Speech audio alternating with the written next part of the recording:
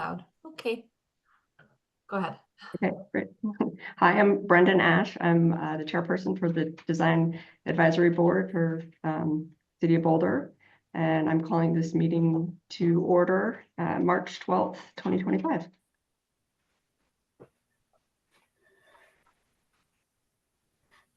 We should do a roll call. Oh, yes. And if we can do we can have the DAB members introduce themselves for attendance and roll call.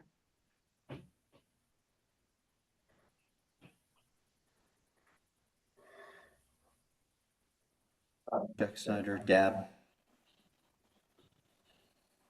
Harriet Ingham, Deb. Great. And then Amanda, if you could run through some of the rules of decorum and the virtual meeting rules.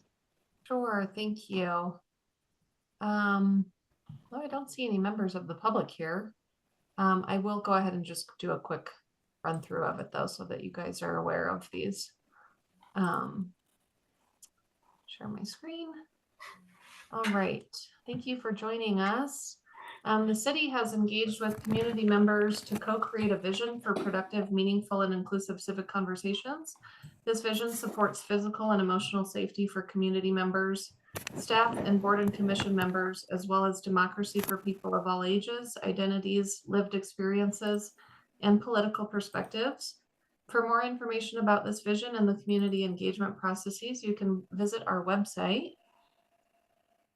The following are examples of rules of decorum found in the Boulder Revised Code and other guidelines that support this vision. These will be upheld during this meeting. All remarks and testimony shall be limited to matters related to city business. No participant shall make threats or use other forms of intimidation against any person. Obscenity, racial epithets, and other speech and behavior that disrupts or otherwise impedes the ability to conduct the meeting are prohibited. Participants are required to identify themselves using the name they are commonly known by, and individuals must display their whole name before being allowed to speak online. Since we are in a virtual Zoom, only audio testimony is permitted today. When we get to the public participation portion, we will ask to any members of the public if they wish to speak on any items not related to the project tonight. And then again, when we get to the project that is on the agenda this evening, we're in the Zoom webinar format. So to do that, you will use the raise hand function, which can be found on the bottom toolbar. Oh, sorry, my slide skipped ahead one more. This can also be found under reactions. And I don't see anybody on the phone. So I will end there and turn it back over to you, Brendan. Okay, great. The next item on our agenda is the approval of the last meeting minutes, which was a few months ago. First meeting with Harriet, so and only until now. So I would ask someone to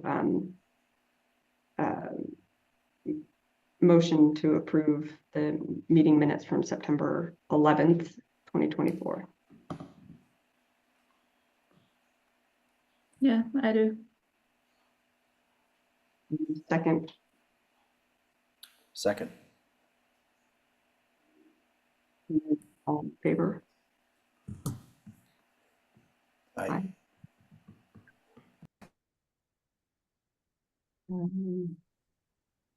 Okay, great. And then any interest in public participation in the beginning of this meeting?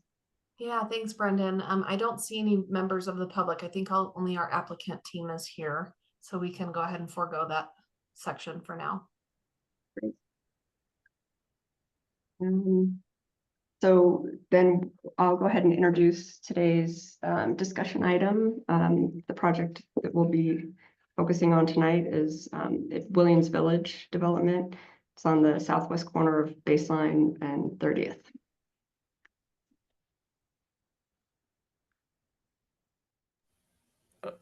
Great, I can if you'd like, I can just tee it up. My name's Chandler Van Skok. I'm the case manager in the Planning and Development Services Department for this case.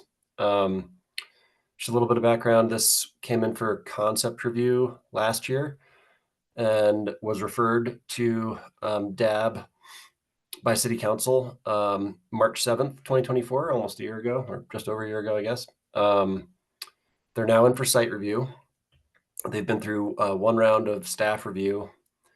And as we kind of outlined in the memo, I think staff at this point finds the buildings and the site design are overall pretty consistent with the site review criteria. There are just a few areas where we found that it was either deficient or kind of partially consistent. And those are the areas we're looking for feedback on tonight. The proposal is to redevelop the site shown here at 2952 Baseline Road with 5 new buildings from 4 to 5 stories each that would include a total of 412 dwelling units.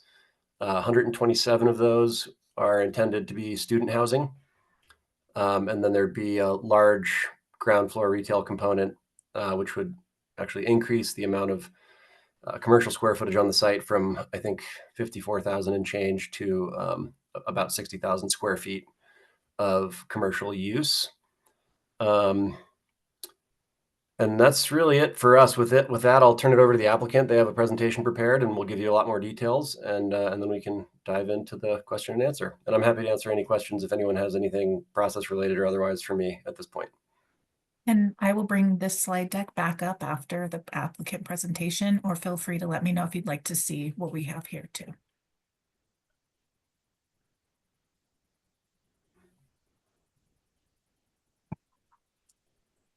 Great, And no, our turn it over. applicants are joining as panelists. Here they come.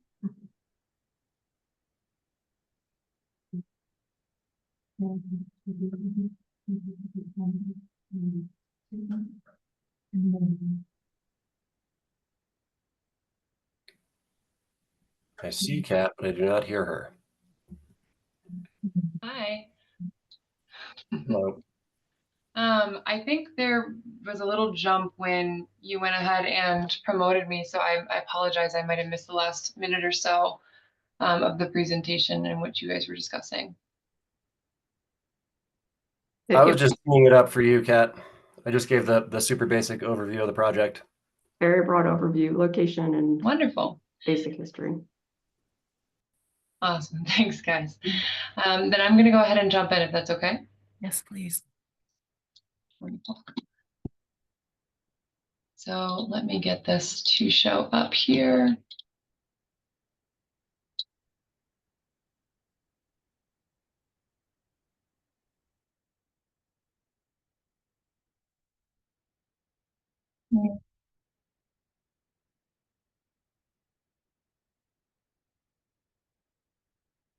Apologize, it's taking just a moment for my window to follow along. Thank you for promoting my work computer as well, so I can share from that screen.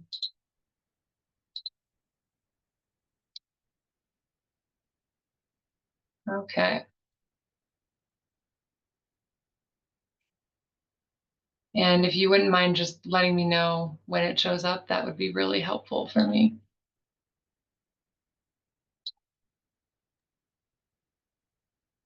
I can see it.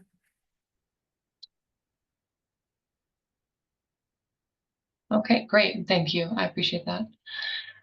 So my name is Catherine Vanderspeck. I'm with Coburn Architecture, and we're here to discuss 2952 Baseline. Thank you, Chandler. I heard the beginning of your intro. It's very helpful to have you run through.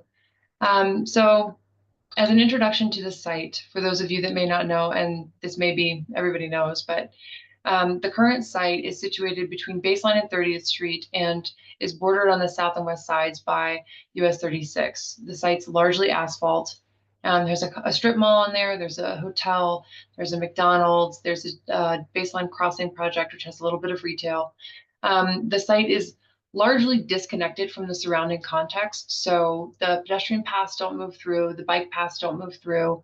Anybody that's moving around this site is going to be doing so largely in back of house and alley spaces. It's not friendly to connecting that urban environment through.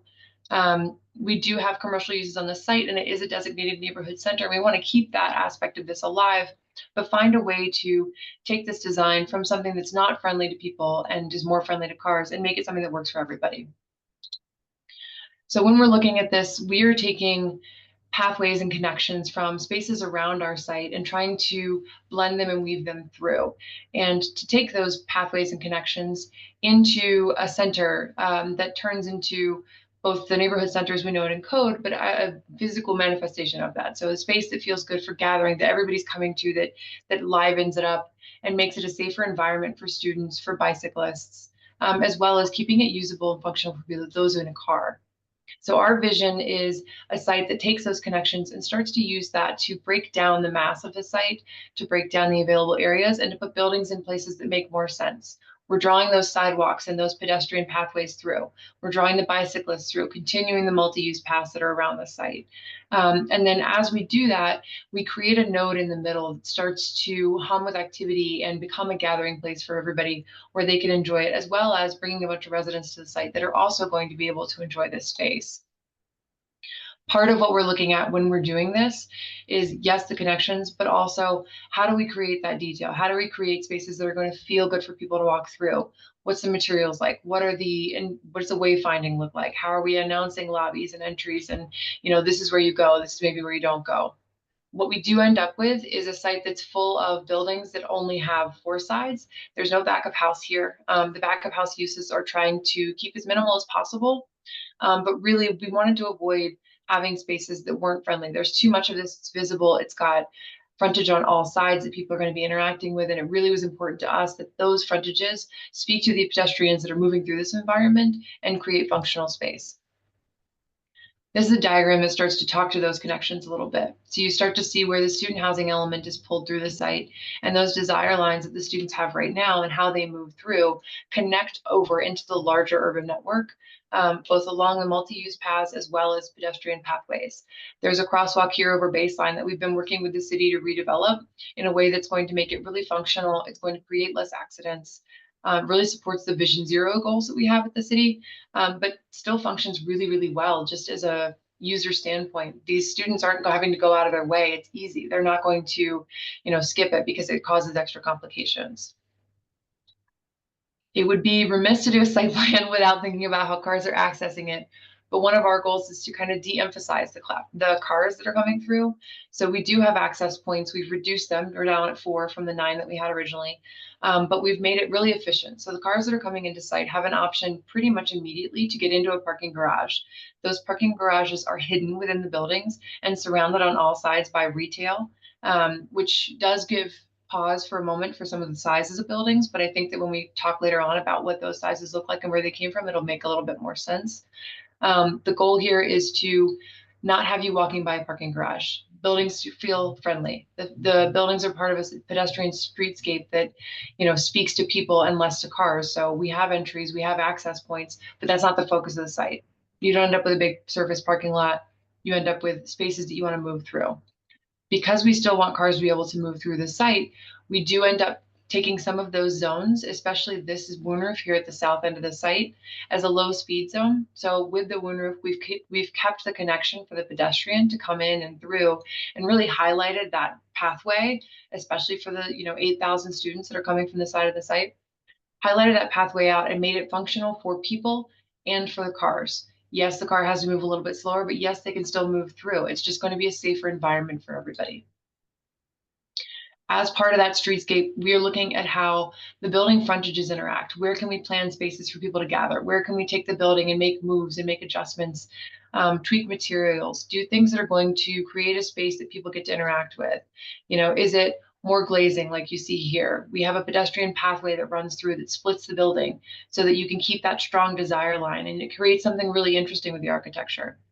On some of these buildings, you see there's colonnades and pilasters that start to pull the buildings into and out of, so you create interest and visual engagement. We've got spaces for people to sit at tables and chairs. There's benches. It's an active environment that starts to use the building facade to create some of its own benches and some of its own visual interests, so that it becomes something that you want to interact with and move past. The transparency at the ground floor is much higher. We do have residences above, but we're trying to increase the amount of store frontage. As Chandler already mentioned, we're increasing the retail and commercial store frontages on these buildings by a little bit, not a lot. It's doing really well as a neighborhood center, and the tenants and people that we've spoken to said that they think it's working. We did want to add a little bit more, but having that retail frontage along all of these pedestrian streets so they can help with activating those spaces and creating a language of awnings and signage that starts to speak to what's going on became part of the fabric of what we were making. Oh, excuse me. This is just another look at some of that pedestrian realm. Here along the Warren Roof, we have buildings that have CLT, and we have buildings that have metal panel, and we have brick, and we're using wood a lot to start to add some warmth. A lot of the materials that you're going to see on the site are metal panel and brick buildings. We do have a couple of special cases that I'm going to talk a little bit more about later. But throughout, we're weaving a tapestry that is similar materials. We're not creating a chaotic effect. It's the same thing, but done in slightly different ways. So you don't end up with a campus, you end up with a space that feels like maybe it grew a little bit more organically over a little bit more time, not it was all plunked down at once. When we talk about this Warren Roof, we do have the CLT buildings are located at either end of the Warren Roof here. This became a really big driver for our design, that connection between the student housing into and through the site, especially because so many of the tenants that are on this site have talked to us about staying, and a lot of those tenants are serving those students. We wanted this to be easy. We wanted it to feel really good. The nice thing about the Warren Roof is it allows for that pedestrian pathway to become as big as it needs to be. If we need a little bit more space, if we want more people moving through, if somebody wants to take their bike through, it's functional for all of those uses, but it's also very friendly for the people that are happening to be through the spot. So you have the ability to have small events, large events that can start to bleed through the Warren Roof and really activate and create an environment that people want to engage with. And this is just another view of that connection that runs through Building A and ties us to Williams Village as it exists now with student housing. And moving a little farther up that Warren Roof. And then we come to talking about some of those public and communal spaces. So we are highlighting out some of the private roof decks. They're noted as private here only because we don't have a development partner, so we haven't confirmed with them if they're going to be open to the public. I can tell you that in conversations, these are open to all of the people that live within this community. And there's conversations about if we can open it up to people from the public. And I don't have a solid answer on that, but it feels like the right move, giving these spaces that you'll have excellent views of the Flatirons. They start to look over the village square. These spaces start to become something that everybody gets to enjoy. And then you still have the communal realm that happens at the streetscape and on all sides of these buildings where people are starting to interact, and all along the street you have people moving into and out of those spaces. This is a view looking at that central area that we're calling a village square or a central gathering space. Tables, chairs, serving all the retail, just creating a spot that everybody gets to use and enjoy. There's a variety of green spaces that are happening around the site. Those green spaces are a central gathering space like this one. We did have to make it a little bit wider because we are going in for a height variance. So because of that, we've checked the width on this. We've made it a nice gracious zone. That helps us as well because it makes it more functional for different types of events. And we have plans and diagrams that start to speak to how this can work for all of these different things. But the other green spaces around this site are oriented so that they maximize the views to the mountains so that we're giving everybody a chance to enjoy those. We do have a lot of roof level spaces that are going to be open to residents, as well as spaces along the ground floor that are open and that start to break apart these buildings and give you direct views and pathways that move you through to the multi-use, connect you visually to Boulder beyond this site, and really open it up. When we look at all of these spaces and all of these connections that we're drawing through the site, we really start to see some of these zones are much more visible than others. This is where we started to locate those CLT buildings. And this was done for a couple of reasons. One is that it gives them something special at the end of this view. So when you look into these spaces, you see something that's interesting and different. There's a higher degree of transparency. There's wood on the building. At night, these are going to be lit up like a lantern, and it's going to look amazing. So when you start to see those, it pulls you in, it draws you through and creates a connection to the inside of the site for people that are on the outside. So it is inviting. And we've located those because of view corridors. But the nice thing that happened with that is that it starts to orient those special spaces at either end of the really major pedestrian zone, that central gathering space and the Warren Roof. And just to build off that a little bit, as part of our efforts to make that space feel bigger and brighter and better, we started to look at where we erode the buildings. And the erosions that are happening on the building are happening more in spaces where they either start to break that mass down so that it's more friendly.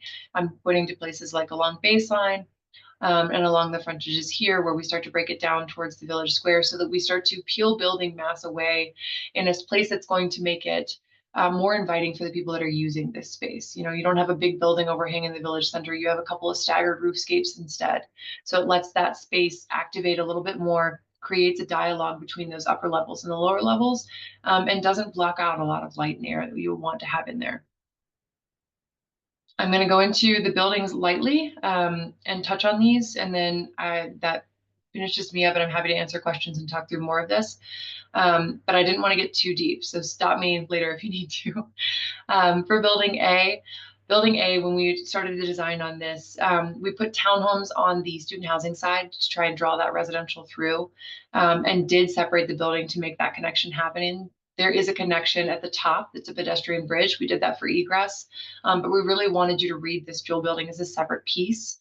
And the retail frontages on that extend around the pedestrian streets that are happening in the site. You do get a very interesting pedestrian zone there with that Building A CLT portion. This would be the only CLT residential building that we have in Boulder right now, is this one in the other building, which I think is something that's really interesting and starts to maybe create a dialogue where this is something that could happen more often, instead of it being reserved for office spaces and commercial uses. One thing that we wanted to touch on is the length of this portion of building, because we are reading this as two separate pieces, and because it was brought up in the comments that we got, it felt important to note that we are breaking this. So we do end up with a section of building that's at 176 feet long. But even on that section of building, we're using material changes and step backs in order to note this as a separate piece and try to break that building mass down to a much more pedestrian scale. And again, that large connection that runs through that does help these two very different languages read as separate buildings. For Building B, located here on the site, this is our largest building that we have. This is the building that's hiding the largest parking structure. This building has a frontage along Baseline, which is a fast-moving street. It's housing our grocery store, and we would really like to keep this grocery store in place because as a neighborhood center, that felt really important to the team to make sure that that could stay. So we've taken their needs into account and have met with them a number of times to try and get a plan figured out that works well for them and works well for our goals, which is to hide parking and to keep this retail frontage around this building very usable.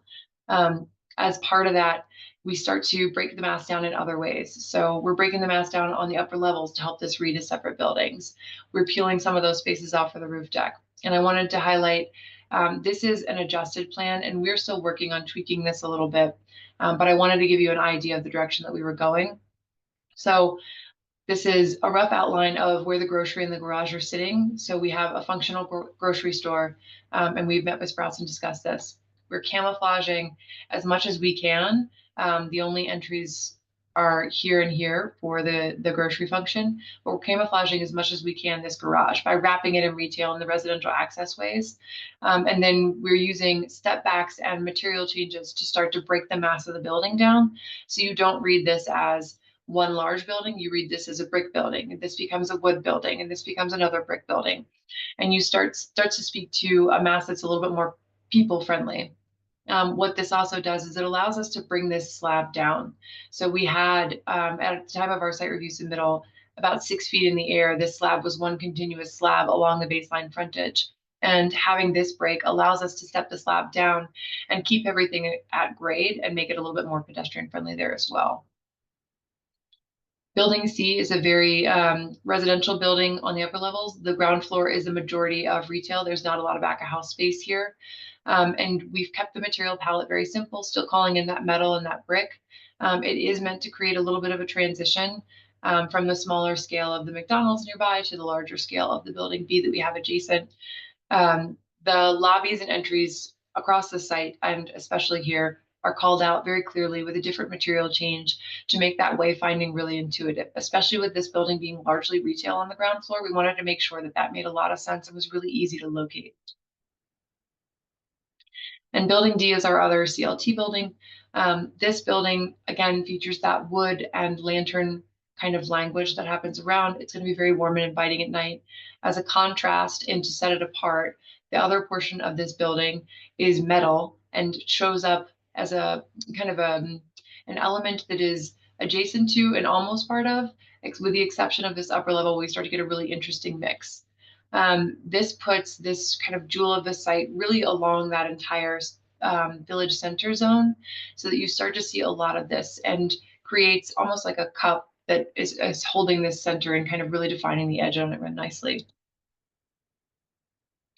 Building E is our student housing focused building. So we have a lot of students that we're anticipating to be in this building, but the building scale we wanted to feel as 3 different buildings. So we've got different languages on each of these 3 parts and have broken it down in a way that starts to make that mass not read as one big thing, but several smaller things. Again, with this pedestrian well, we're adding in warmer materials. We're using metal panels, we're using bricks. We're keeping the palette very simple where we are using these things, but we do give it enough contrast that you don't read it as one motion. There is a parking garage. It is concealed entirely within the building. So again, we're taking the focus off those vehicles and creating a pedestrian realm that doesn't focus on those, but instead focuses on bicyclists, people walking, how it feels to move by the building. And just a couple more views of that, just to help visualize a little how we're starting to break that down and how it does read as different buildings as you move around. And I think that's it for that. I do have a video if you'd like me to go ahead and run through that. And I have additional slides if there are questions that start to show elevations and show plans, so we can get a little bit more into the details, and hopefully I can cover anything you guys want to talk about. So thank you, appreciate it. Thank you, Catherine. And I don't know, Matthew and Harriet, would you like to see the video now, or once we enter into the discussion? If it's only a short one, it might make sense just to watch it now quickly. Yeah, it's a 2-minute video. Does that Yeah. qualify? Okay, perfect. Great. Just a moment here.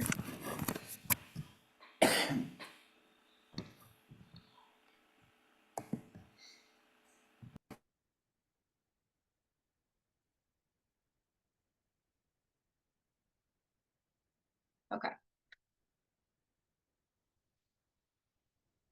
And just to orient, we're looking at building B at the moment, and building C is coming up. I'm heading down. still seeing your slides, not the video. Oh, I'm sorry. That's my apologies. But I'm glad I said something. I was just going to let you watch it in silence, and it would have been us just sitting here. Okay. There we go. I see that that's changed now. I apologize again for that. So as we come through, this is heading down baseline, and this is building B on our left that we've broken down into the different masses, and that is housing the grocery store. And then building C is right in front of us. And we're going to head down the main access of the site, which is that main street frontage. And again, there's retail happening on both sides. And ahead of us, we see building D, which has the CLT building in the metal panel, and we're walking past the village center. And my video is buffering, so please excuse me for that. Let's try that again.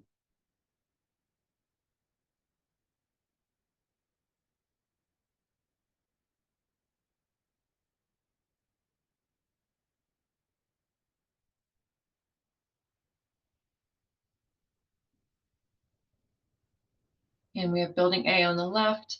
We're looking at the CLT portion of building A in front of us as we move down the one roof. This is that connection that runs straight through over to the Williams Village student housing that exists right now for CU. And now we're looking down 30th. And we see the side of building A that has the townhome units that are pointed towards the student housing element. And we see building B ahead of us.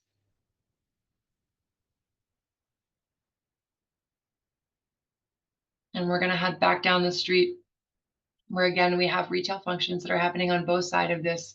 And it's really viewed as a, pedestrian retail zone. So we have site furniture. We have seating built into the building that starts to pull in those materials a little bit. We're again walking by that central village area and heading towards the student housing.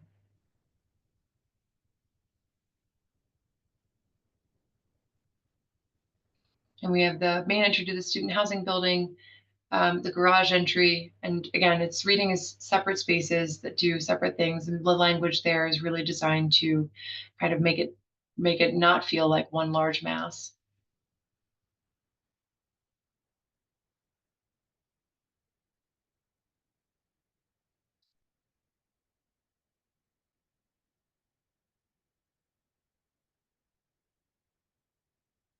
And we head back to the multi-use path that's happening along 36.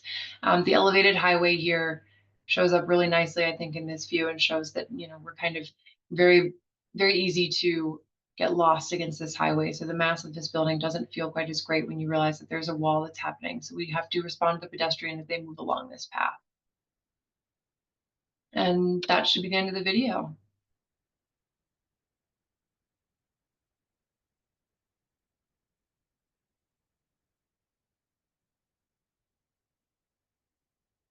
And I don't know if it's appropriate. There were a couple of things that we were hoping to get some feedback on from your team. I don't know if that's appropriate to walk through now, or if you guys would like to ask questions, maybe to clarify beforehand, and then we can talk through some of those other items.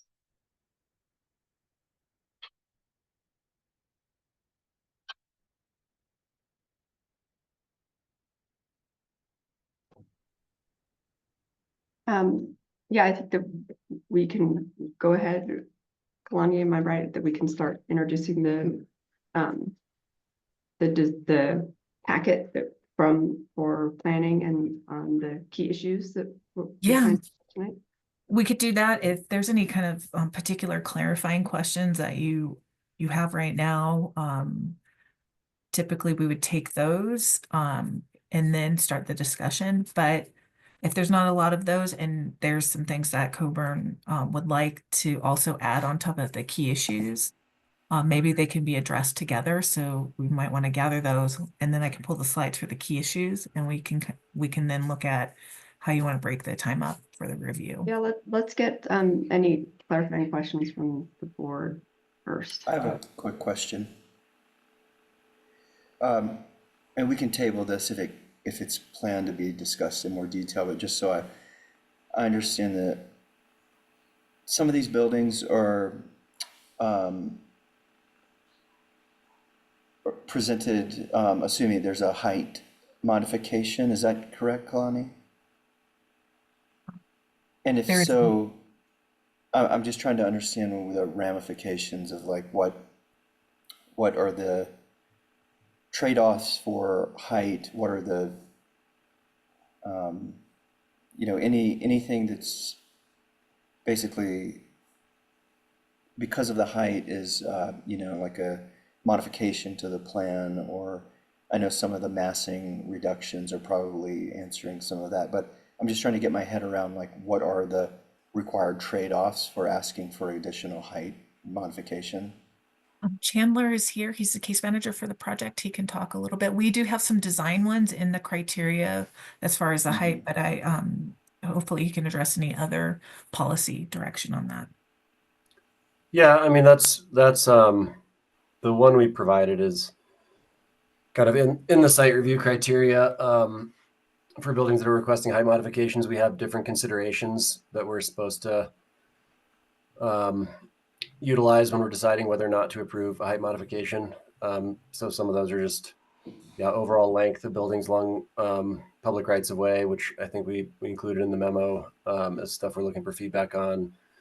Like overall size and width and usability of open space, that kind of thing. Essentially, just making sure that the project is still a human scale design, even though the buildings are going up. But I mean, the main like trade-off in terms of what we definitely ask the applicant for when they ask for a height modification is really more related to inclusionary housing fees. So we do charge essentially extra inclusionary housing fees for any bonus floor area above the third floor. So for fourth and fifth stories, we charge and I'm not sure what the exact percentage is. Bill probably knows, or Kat probably knows, but we basically charge extra, so they have to pay additional cash in lieu into our affordable housing fund. Okay, thanks for the context. Sure. And if we don't have any other questions, we do have some public participation, I believe, this evening. Piggybacking off of that, was there any, is there inclusionary housing in this project? I can't remember. So we don't have a development partner at this time. So we don't have any, there's no inclusionary housing planned at this point because we don't have anybody to kind of talk through with that. We're still conveying the idea and working with the family to try and get that through. Okay, so Right, and it's cash in lieu at this point. Okay. Well, it's and not.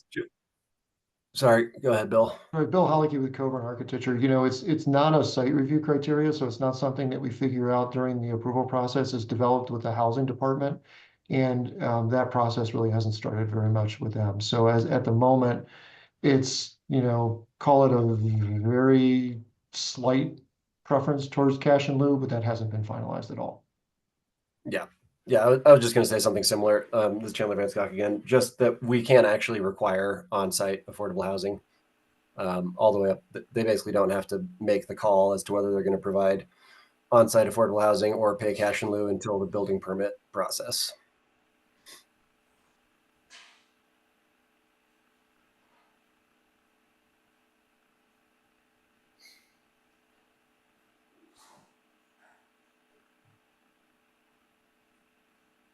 Great. Was that it for all the board questions? And I can open it up to public participation. Okay. So if you're joining us this afternoon and watching, this is your opportunity to provide public testimony. You may do this by raising your hand. And if you're joining us on the phone, you can do that by pressing *9. And you'll be given 3 minutes to speak.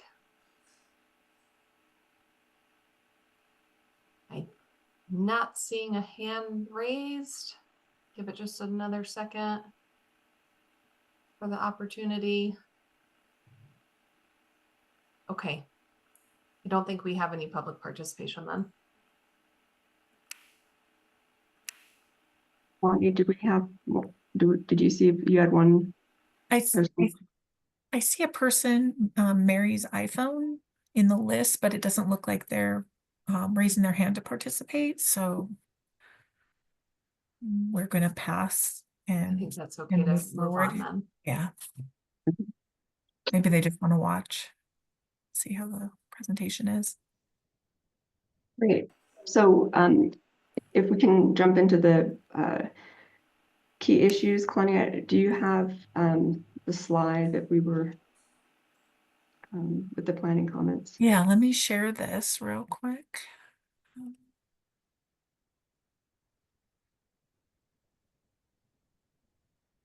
And can you all let me know if you can see that? Should be screen, say item 4A. Yes. Yeah, okay, great. So I put, we have the key issues, one per slide that the staff has. There are 5 key issues from staff, and then any additional ones that the board or the applicant would like to kind of have the board go over with them. Okay, great. I think in the interest of sort of the timing on this conversation, I'd like to just quickly run through the 4 issues and then get a feel from the rest of the board if they have any additional issues that they want to add. So the first, as we see here, is this defining entries along the public realm. And essentially, the conversation is about building B specifically on Baseline and 30th, right on the corner, and having really the only entrance or only sort of permeability into this building being on the very far northwest corner, which creates a pretty long elevation without any engagement from the street. The second issue would be the building mass, forms and height, and that's the fact that we have several buildings on this site. They are all roughly 55 feet in height, with a fairly uniform like top parapet wall or flat roof wall line or height for all of the buildings. The third issue would be balconies. I'm not sure that this is really, it might be too early for, I think, for DAB to have the conversation about the balconies. It sounds like it's an issue that needs to be sort of tracked and followed through with through tech docs. But I think if we can have a conversation about balconies in general and how they're engaging with the different buildings or not. And then the fourth issue is the elevations that are exceeding the 200 feet in length, that need to be broken up. They're asked to be broken up with certain criteria. There's maybe you can help me with this, Kalani, but it's they are meeting like one or two of the proposed criteria, and I can pull it up too.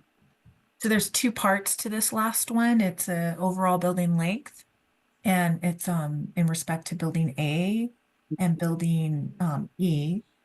And then the kind of part two of this is that building facades exceeding 120 feet use two of these 5 criteria to help break that mass up.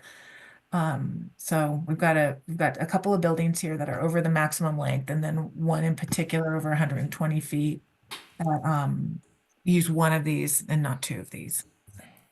Thank you. Yes. So maybe I can bring it back to the board in terms of prioritizing. Do we want to go through the items as we've just discussed them, or is there one item in particular that stands out and could require additional conversation or time?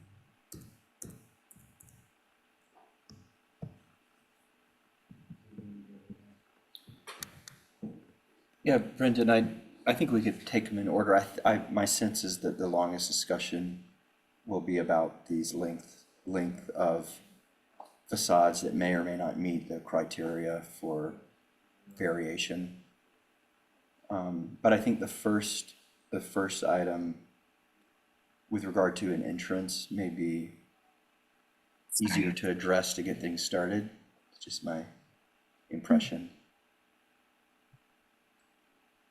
Yeah, stepping through them works for me. This one right here. Okay, great. Is that the entrance to the grocery store, basically? It Or was no, at the the time. grocery store is the opposite end, right? No, this is the entry to the grocery store. You're correct. Oh, okay. We've since edited this design, so it doesn't quite look the same as it does now, but when we submitted, this was where you came in. Yes. So is there an entrance on the corner of Baseline and 30th? So at the moment, with the new design that we talked about briefly in that slideshow, where we've adjusted how the grocery is working, there is now an entry on both the corner that you see here, as well as the corner on Baseline and 30th, and there's an additional entry in the center where you see it recessed a little bit. And I believe, Catherine, you can share at the same time I'm sharing. Oh, You okay. might be I'm able to sorry. do two side-by-side screens. If it's helpful for the board, let us know. Sure. Yeah, I do have that slide up. So if it's helpful to flip over, we have the entry that's happening on the west side, an entry on the east side to this retail. There's an entry that happens here in the center as well. And now there's also an entry on this side and an entry on here. So We've just, added a bunch of. sorry. No. Just so I understand that, so that the grocery footprint, then does it span that entire frontage of Baseline? It doesn't any longer. So we've updated that based on both the comments that we got from staff, as well as conversations with Sprouts when we were talking through with them to get a footprint that was much more functional for their use. And that's what you see here in this quick image. So you see the green would be where the Sprouts location would be instead of along the entire frontage. Yeah, I as we don't showed. see it, unfortunately. I can see it on my end. Yeah. Maybe if I stop sharing, Yeah, now I can see it. now you can see it. Okay, it said it's supposed to be able to. Very Okay, so strange. this is different than this is a different ground floor and garage plan than what's in the packet for building B. Just Yeah, we wanted confirming. to show you that we'd made changes and heard what you were saying essentially and updated. Okay, because part of my questioning is twofold. One is I think I'm seeing that the somewhat substantial infrastructure for grocery loading is now tucked into the interior of the development. That's correct. Yes. And then does the break between the grocery store and the retail that remains on the northeast corner on the frontage of Baseline, is there any sort of architectural break? Does that happen there on the facade between the wood and the masonry, like at the 73-foot mark? So that masonry right now stops here. I think that we're Okay. still debating this design, but there's definitely planned to be a break where we have there's an entry that is, and I apologize for trying to show you with a mouse on a screen, but there's an entry that happens here adjacent to the Sprouts and then adjacent to this retail. So there would be an additional entryway right here. Okay. So I guess my question then is what I'm seeing in the facade where it says current view, the trees are kind of covering it up, but I guess there's a logical identification of that entry off of Baseline at the middle of the building as being associated with the grocery store, is that correct? Yes, we would use similar language that we've used on the sides of the building. So we have an increased awning. You'll have bike parking that gets oriented there, like some signage, things that'll happen in order to show that that's entry and not just a continuation of the same wood language, just a little extra detailing.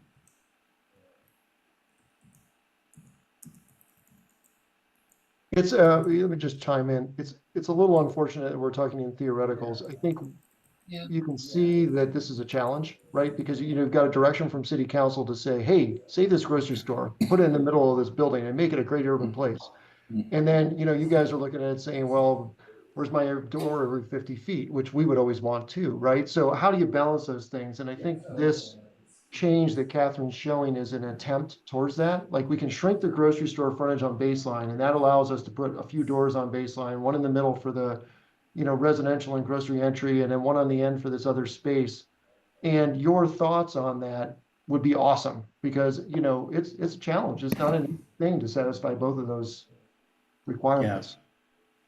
Yeah, Bill, just to wrap up my comments, so I don't want to be too verbose, but I would say my questioning is basically conceptually in favor of having more entrances, having more doors along that long length of street front, because it gives it a natural scale. It gives it some interesting points to break up what is a very long streetscape. So although I'm not very articulate in what I'm saying exactly, I think my general support would be where we can get nice entrances and make important little stops along this long facade. I think that would be a positive improvement. That's all.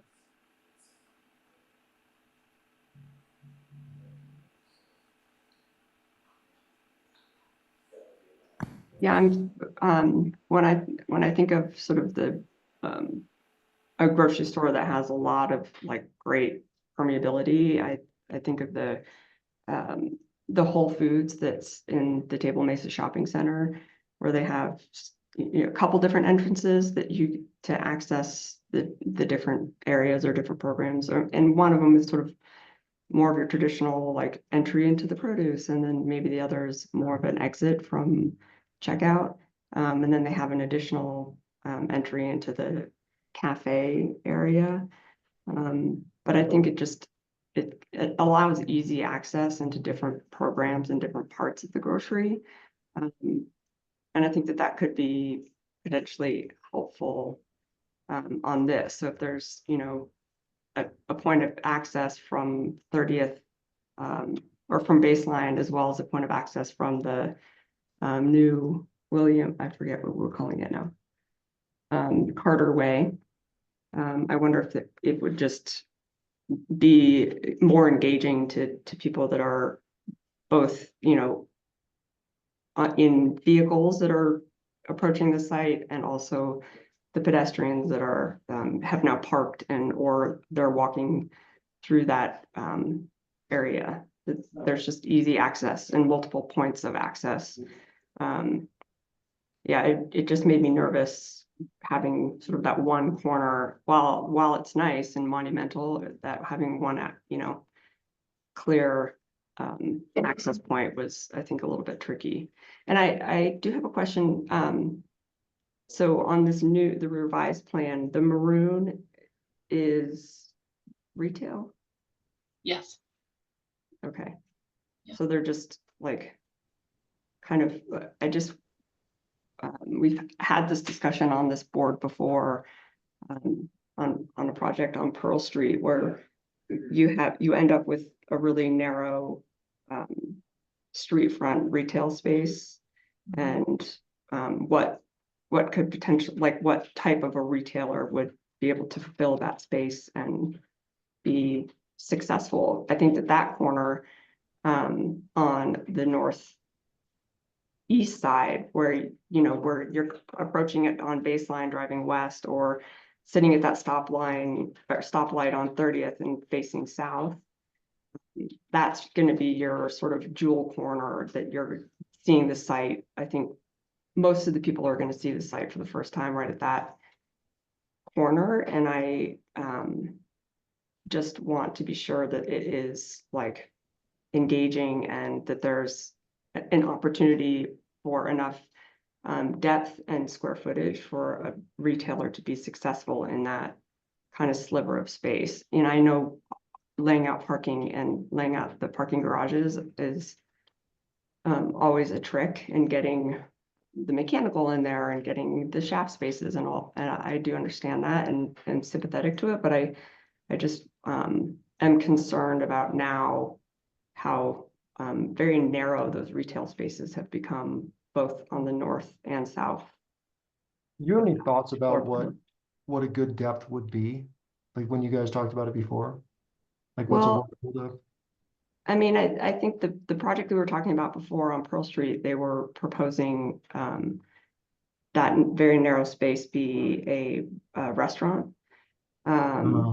Sure. And then because because so much of the space is, especially on that corner, it has to be storefront or, window. Then where's the back of house? Where's the kitchen? Where's the circulation? Where's the bathrooms? Where is some of that programming? And if the intention is to have a restaurant go into the space, like which one of those three spaces would you envision that happening? Those are good points. I think we'll have to lay some stuff out. Part of it, and you're going to get to this in a later question, part of it is trying to make the building as small as possible and still fit in a grocery store and garage, right? So, shrink that down so you don't have those big buildings and big streets. But those are good points. I think we'll have to lay some stuff out to understand that better. So my question is, so the yellow is also retail, or what's the yellow? So that's our residential access. So it's a stair, an elevator, a lobby, and then bike parking. Okay, got it. I think my concern was similar to that of Brendan's, is that corner, and how, you know, there's a lot of things that aren't great about strip malls, but the way that they're often in an L shape where they guide you into those shops in the corner and encourage you to walk around them, as opposed to buildings like this, which they kind of almost shed you off the side of the building. Right. Is what I was just thinking of. This corner is like, if someone starts and like, oh, this is the first time that I'm here, how do I know if I'm just exploring the area to go left or to go right? The grocery store really anchors, I think, the other corner. It's a really key, like, you're here, there's a grocery store, this makes a lot of sense. Like, you've kind of come with maybe a bit more purpose. But if you're coming from this corner, being like, oh, this is interesting, how do I, sort of get around this quite large structure to understand that there is the town plaza and stuff in the back of it. And so that's what was kind of going through my mind looking at these elevations. Because yeah, I understand that you're hiding the garage, and that's really cool that we're not going to see that. I think that's awesome. But how do you activate people from this corner into your plaza, which is like, basically they have to walk quite a long way to get there, and they can't see it. I know that wasn't quite the question that we were talking about. So I agree that, with Matthew, that the more sort of entrances we have, the more people are encouraged to kind of come into this building. I think that's better. Also, if you think about students as they flow back from campus and they hit the grocery store, how do they kind of keep moving through this building, or how do they get across to Willville or whatever? That's kind of interesting to me. Are they cutting through the garage because that's the shortest path? And then how do they interact with some of this other retail, or will they go back out the door and around? I don't know if I made a very definitive comment there, but that's what was going through my mind. Harriet, I think that's a really good point. And, if someone is approaching and seeing the northeast corner, what is going to draw them in and want to, this is your moment to catch them and draw them in and want to explore what's happening on the interior of those other retail spaces, what's happening on the interior, of the I love the word you guys are using in this, what are we calling the pedestrian and vehicular road path? Sorry, say it again. The WUNRF. The WUNRF. Yeah, I had to look that up, but it's my new favorite word. I did too the first time I heard it. I'm so concerned that unless you're a student living there, this corner is so key. Like Harriet said, that the grocery store is anchoring the other side, approaching from the west. But what this corner is so key in terms of drawing maybe a non-resident or a non-CU student or some, into this development and into this retail space. Just something to consider. No, for sure. Pat and I were talking about the other day, we're trying to say, okay, this building has 5 different types of users. Like, how does each one of them move through? And I'm not sure we really were thinking about this corner, like somebody approaching from this corner, what does that mean? So yeah, with the building in flux, I think we have to figure out just exactly what you're talking about. Like, what is the path of desire and how do you move people where they should be and all that sort of thing? Those are good comments. And I don't want to throw a spanner in the works completely, or wrench in the works with the design, but if you think about like McGregor Square down in Denver and how they use that main intersection and corner where people approach it, and they've actually split the building in two to provide a really clear line of sight into that main square of like, hey, we want you to come in here, we're drawing you in, and not it's just a really clear wayfinding of like, this is a public space. You're not going around behind a building and wondering if you're actually in a private space. Yeah, well, I know you're not trying to throw a wrench in it, but like on the inside, we spent all this time trying to figure out like this wayfinding, like to really announce to people, this is how you get in the building and this is how you get into the parking garage. And I think with this change and putting the door in the middle of the baseline elevation, I think we weren't thinking about that so much and we should have been. So like, even if, so you don't have a split through the building maybe, but if you were to come here, like there's a very clear and obvious door that's the main door to the building that's just down the block a little bit. I think we should be bringing that wayfinding out here too. Yeah, Bill, Yeah. it's a long block to walk by. Like I drive by it every day. Yeah, And certainly walking next to a building of this massing, I guess some people may have a different opinion, but I think is an improvement to walking past the gas station and a bunch of empty parking as it exists today. So once you have a building right up into that public walkway now, it's overall an improvement. I think what I'm sort of responding to other comments about this particular section as it relates to baseline, and not to pick on the graphic at the bottom because I understand it's in development, but for example, one thing that seems to be missing to me is like some kind of canopy or awning element. There's a lot of vertical there at the corner, and the wood look inset has a certain appeal to it, but it feels like in a corner like this where it really will be you have 90% of the people who interact with this block will be sitting at a red light on 30th Street, ready to turn left or right onto baseline.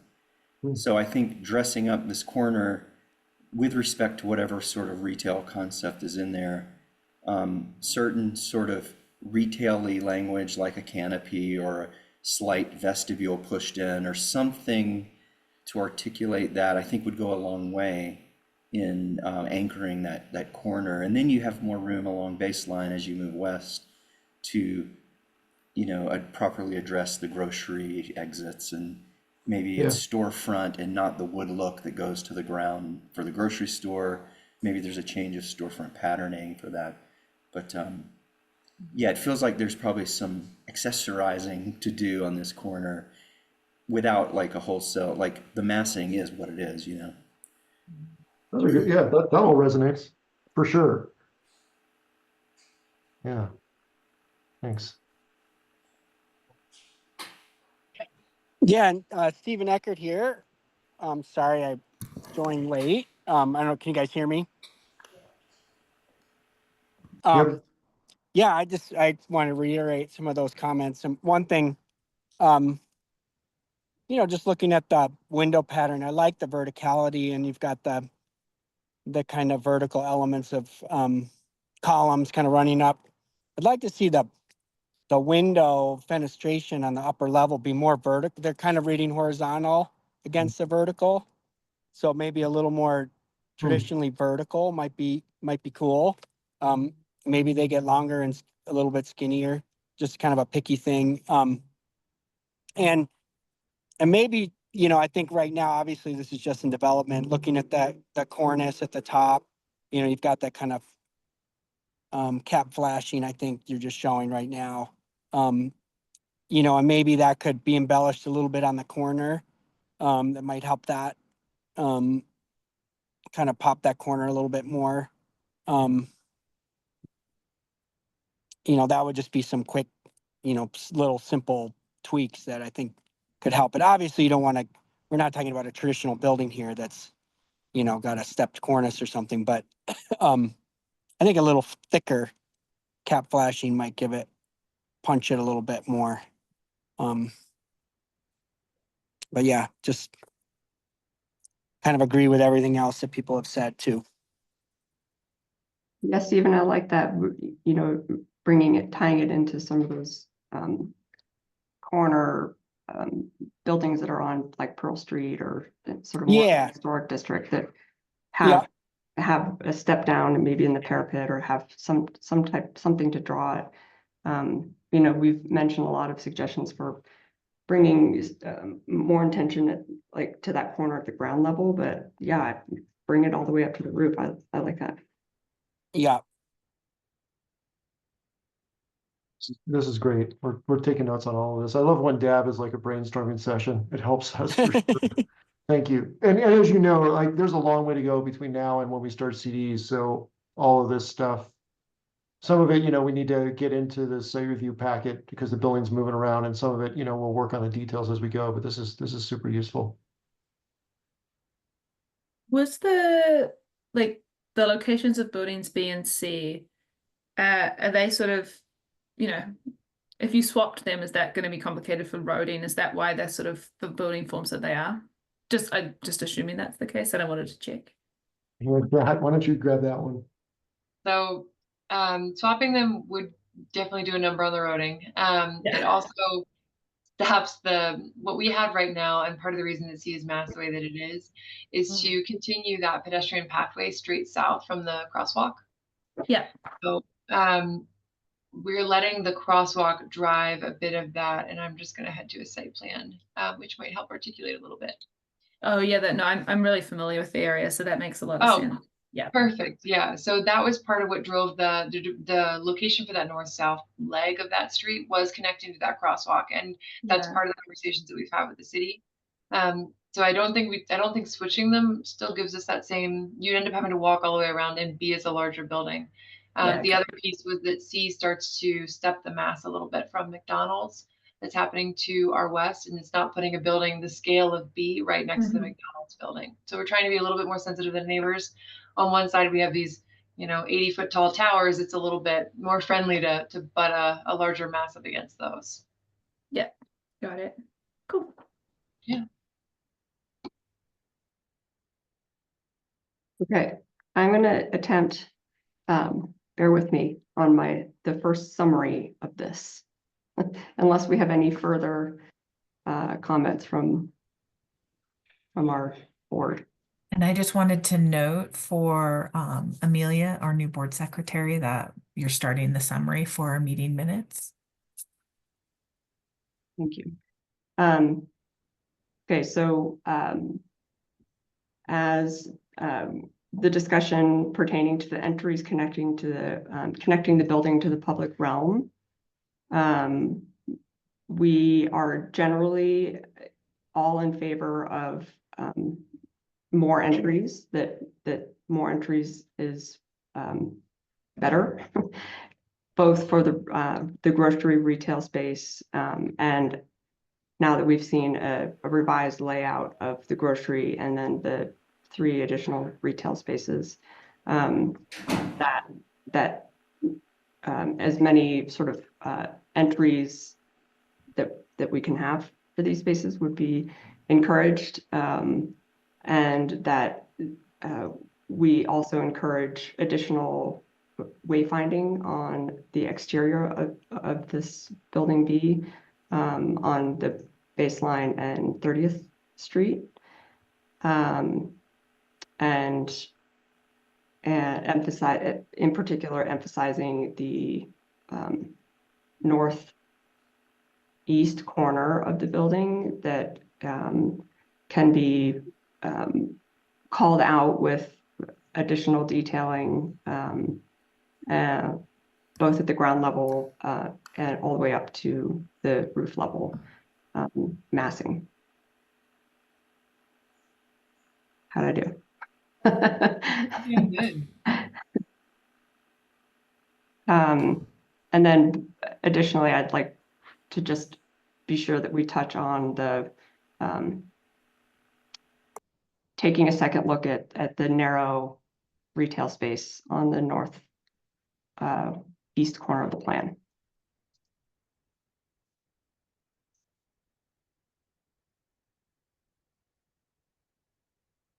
Okay, great. I think if we can, it would be great to move on to the next agenda item, or next item on our key issues, which is the building massing variety of, which is the building massing. And essentially it's taking the site as a whole, looking at buildings A, B, D, and E. I mean, I think My we can screen for the key issue. Yeah, we can see your Oh, screen. Yeah, thank you. Or I can. Okay. And just, looking at the site as a whole, at the massing in its entirety, I know that there has been some carving away, and there's, I think, relief in elevation, but not necessarily as much, maybe relief in like parapet or overall roof line height, that we can discuss, as a board and as a site in its entirety.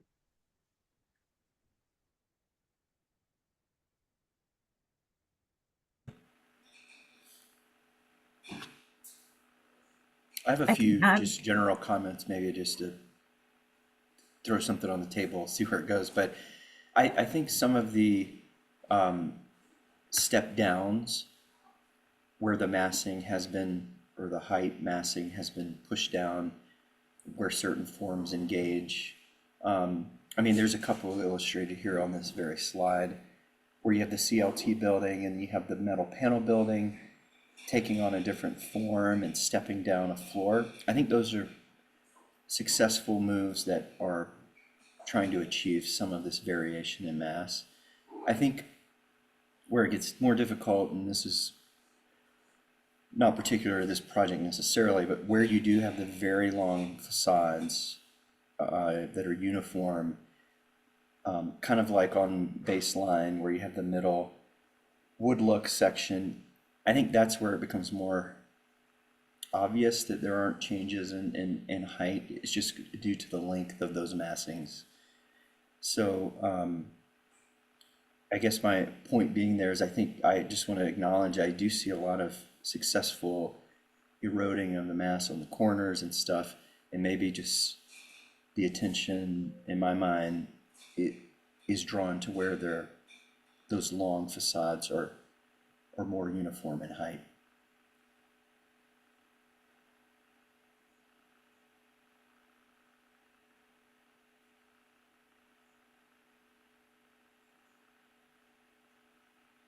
Matthew, let me make sure I understand that it's the longer facades, which we're going to be discussing here additionally in a minute, but Yeah. that's where it seems particularly the uniform height seems to stand out more. Yeah, and the observation is not much in the way of like providing a solution, but I'm trying to summarize what stands out to me when I consider this comment. It's not that there aren't places that aren't working to provide that relief in the massing, the height massing. I think it's just those longer stretches where you don't have any articulation, you have a uniform facade, where it shows up more. I think there might be more of a variety in the detailing of cornices or parapets maybe that can happen. But I think there are some areas that are actually working fine, and nicely creating some variation in height.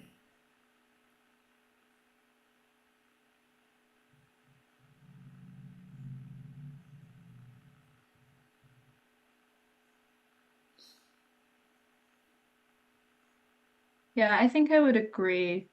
When I was thinking about, the site, and we've talked about how it's going to be predominantly people accessing it on foot and, on bicycles and hopefully thinking about, their perspective and walking in amongst these buildings.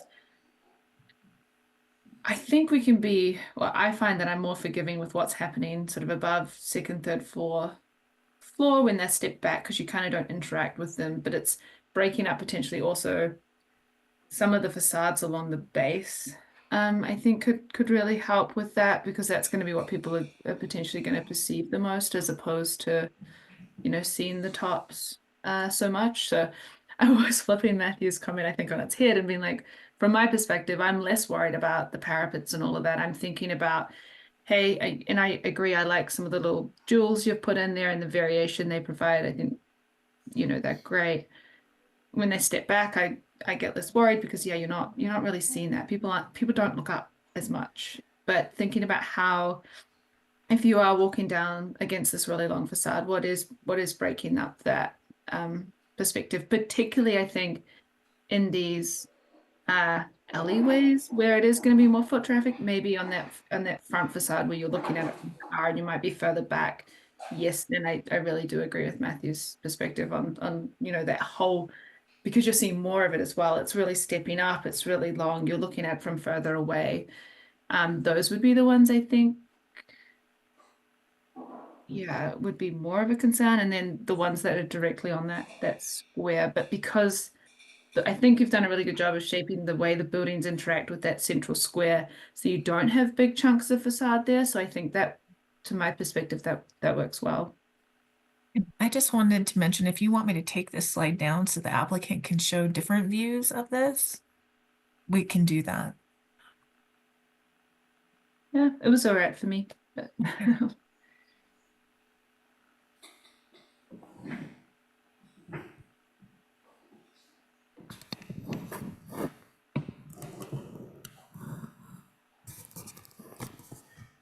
Yeah, I think also the CLT building, I'd probably want to acknowledge that one as well. I mean, I think part of the language of CLT and having the CLT sort of rafter extensions coming out, like that's a building where the language for the building having a uniform flat sort of lid on it is part of the construction logic. And so in those cases, I almost think you're getting away with emphasizing that uniform kind of plane. I think that's, that's nice when you see the building from the interior. And because most of this, it seemed like the project really considered the interaction with the buildings from the interior of the site. And not to pick on building B, but I think maybe building B is, again, just giving its long exposure to baseline is probably the area where this comment is most applicable in my mind, because you're just off the sidewalk, off the street for 200 something feet, and you have less opportunities to make those plays. But I actually think from the interior, there's a lot of depth and massing to the buildings. So I don't know if anyone else shares that perspective, but to me, the concern more is probably along when viewing out from the perimeter with a longer vantage than you would have from the interior. yeah, I would agree with that. It's interesting. A lot of the comments that you guys are coming up with are similar or like in the same family as the comments of what we were talking about with building B and the entries and things like that. So like Matthew, your comments about pumping up the entry and the awnings and the first floor stuff, really reflect Harriet's comments maybe about the same kind of thing in terms of massing. So it sounds like there's some common threads there that we should pull on. Huh. Yeah, I mean, I think Harriet's right in saying that when you have sort of that narrower corridor and you really are experiencing it as as a pedestrian or a bike or in a car, but everything is closer, so you're really only going to you're going to experience more of that retail corridor as a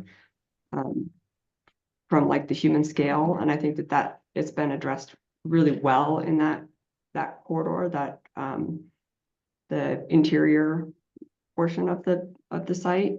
But I think that where I start seeing some trouble is when you're coming approaching down 36 driving north and you're seeing Boulder in this site for the very first time. I just get concerned that you have the apartment project that's right to the south of the William Village Towers. And then, which is a pretty flat, uniform height, parapet height look. And then you're going to be coming in and looking at the backside of buildings E and D, and it's it is, I think, some of the attention to like the base detail and some of the horizontality that's been showing sort of on that interior corridor area maybe needs to be brought to the exterior, giving it just some relief and some variety, not as sort of forgotten elevations that you're going to be seeing from a higher level. Like you're not going to be seeing it from the pedestrian level, unless you're on that very narrow multi-use path, but you're going to be seeing it on the off ramp or on 36, and you're going to be seeing, that the roof line and the cornice and parapet line is going to be, more in view and more evident, I think, especially from that perspective. And then I agree, once you start getting some breathing room and some, a much wider street width for baseline, that you can kind of stand back and you're going to be able to see the buildings in series and in their entirety. And then you're going to see sort of this odd gap with the McDonald's and a very low McDonald's building with a flat parking lot, and then going back up into the other retail spaces, not part of this project, but I think just giving some variety, maybe particularly at the North Street, the baseline streetscape and the 30th streetscape, and I mean basically the perimeter of the entire site.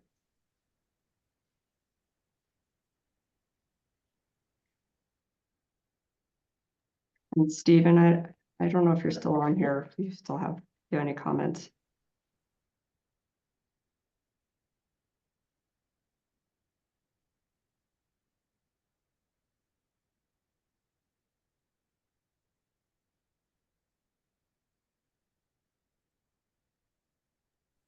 I'm noticing Stephen is here. Oh, there we go. I think we just Sorry, promoted he him had to kind of, panelist. I think he had dropped There- off, so he. There you an go. Can you attendee guys hear again. me? Yes. Okay, sorry about that. Yes. No, I think I want just to add, I agree with everything you guys have been saying. One thing, I think a lot of the massing will be better and feel better when you get into materiality a little bit more. And even the colors that you're going to eventually use and things like that. I think varying the like in and out colors or materiality on the facades will help the massing quite a bit, especially on the corner building. Yeah, I think this is all super helpful because a lot of what you're talking about is baseline, and as you know, building B is pretty in flux right now. So as we work on it, this is really great. It's good comments to keep in mind.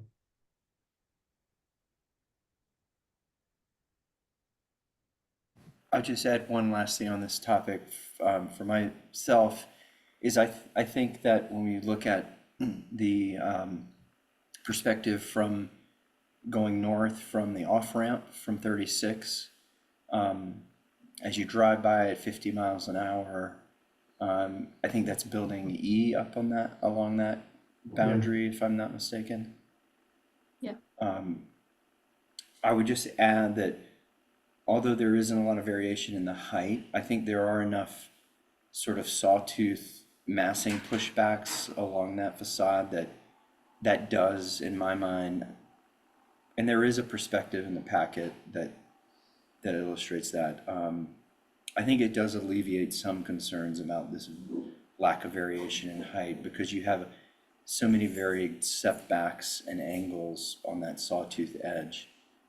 So just want to add that I feel like that also is, in perspective, one way of providing some height variation is just honestly just the perspective from which you're seeing the massing changes. Before we move on, That do we have, said, there might be an opportunity for some slight parapet staggering since that big building E is supposed to read as 3 different massings. there might be a chance there to slightly vary what's happening at the parapet condition. Sorry, Harriet. No, I was just, as you said that, I was actually wondering, do we have a perspective from the northwest corner of the site? I'm just thinking of what like E and C look like when you're kind of looking from, say, the corner of the McDonald's parking lot or just up across the other side of the street. I only have in the video the perspective from there. I'm I'm going gonna to stop sharing so you can share. I have one view that starts to address it, but it's missing a bit of the context from the buildings in front, I'm afraid. That's all Which I right. think might be a little bit less helpful. So this is that student housing, and I think this is the view. The buildings that are in front are right in front of it, but this is the view of that north portion, directly abutted up against Baseline Crossing. Mm-hmm. And then this is the portion that's when it steps back behind the McDonald's here. Okay, cool. So that bottom right one is building C, right? And you can see. No, this is all building E. Both Oh, it's all building E. through building E. Oh, got it. Don't think we have a building C from Baseline in this package.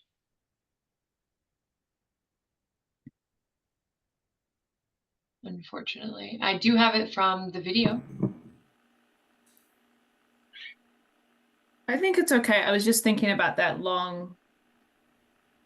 long-ish length of building C that will also be like, you'll see that as one of the first things you come when you hit the site from the west.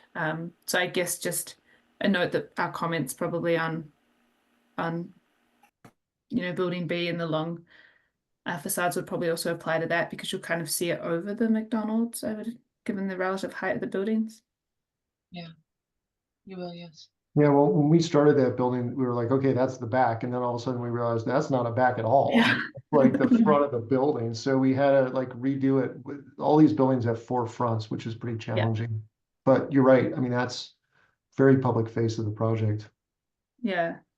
Yeah, no, I was exactly the same as you. I didn't think about it until about 2 seconds ago when someone was commenting on seeing the south side from the 36. Yeah, and I think building, I'm looking at the elevations of building C and that. I mean, I think it's I think those elevations are an excellent transition. The scale of the building is smaller, first of all, than the rest of them.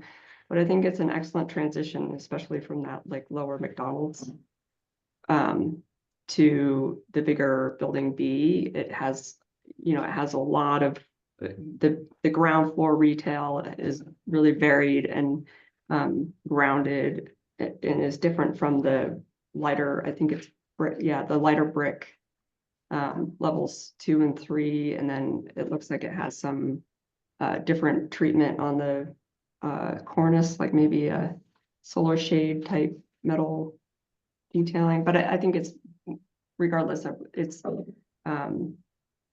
there's a lot of detail in there where it's a really nice transition, I think, into like the bigger buildings and the rest of the site. That I like that one. But that's a lot easier, I think, when you're dealing with just a very small building. Yeah. That's good to hear. Thank you. Yeah, I gotta tell you, that's really cool to hear, because Kat and I sweated that. Because the Williams Village towers are so massive and the buildings to the west are much smaller. And so trying to figure out that transition, we spent a lot of time on. So it's really cool for us to hear that it's sort of working.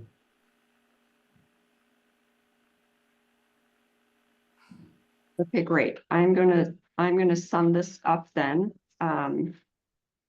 as best I can. So I think that the comment, I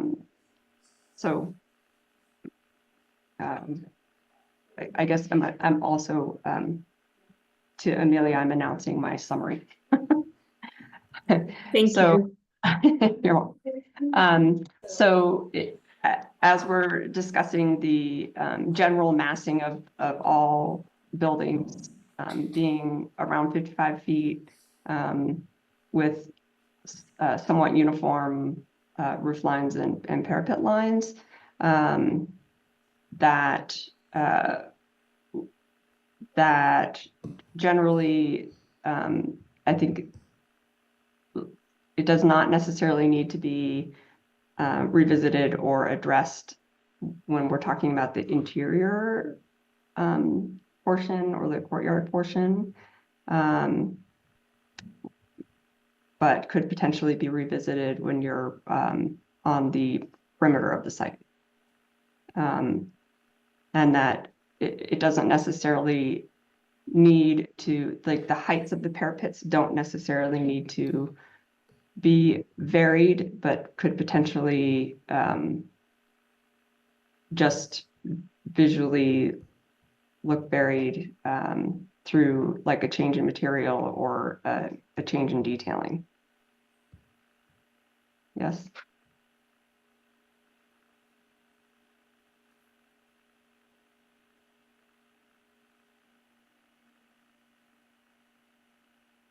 Matthew, am I addressing your Yeah. I mean, I could, you know, we could add in there that that there's enough like relief, but I think that's. Yeah, I think that sums it up. I mean, I just want to, you know, I would say we emphasize vertical relief, you know, where the building will be viewed from sort of long vantage lines. That's really the area that we need the most attention.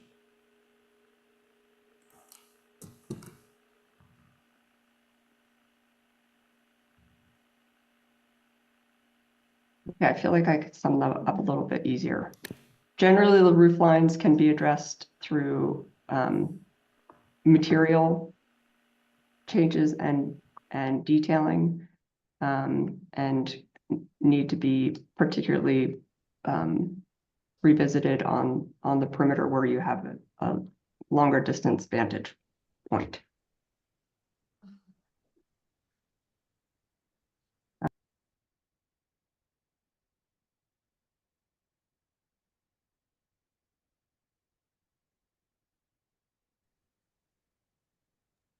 Yeah, sorry, I was muted.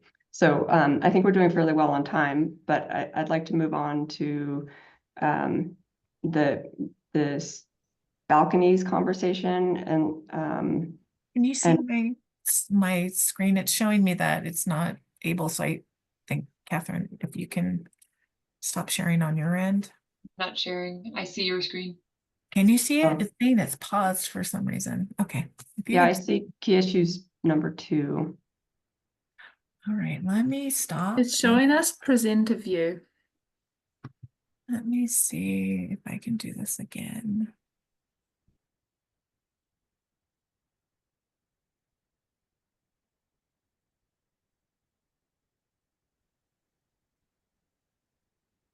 You see that?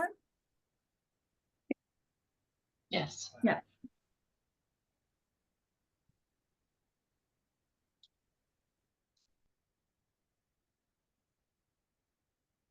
All right.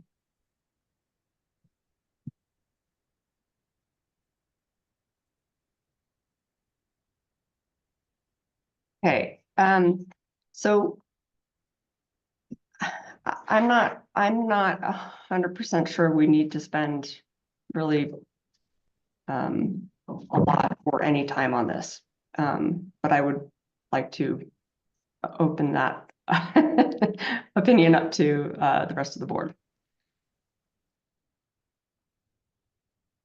And I can summarize it. It's basically saying that, you know, Boulder has a requirement for the particular attention to be paid to the balconies and integrating them into the buildings and the design, and you know how they interface and making sure that there aren't the drip through flooring and that, materiality is consistent with the rest of the building, and then that they don't look like tacked on or sort of hanging off the building. But we've seen a couple of Coburn buildings in Boulder, and I think that Coburn tends to address the balcony integration well into their designs.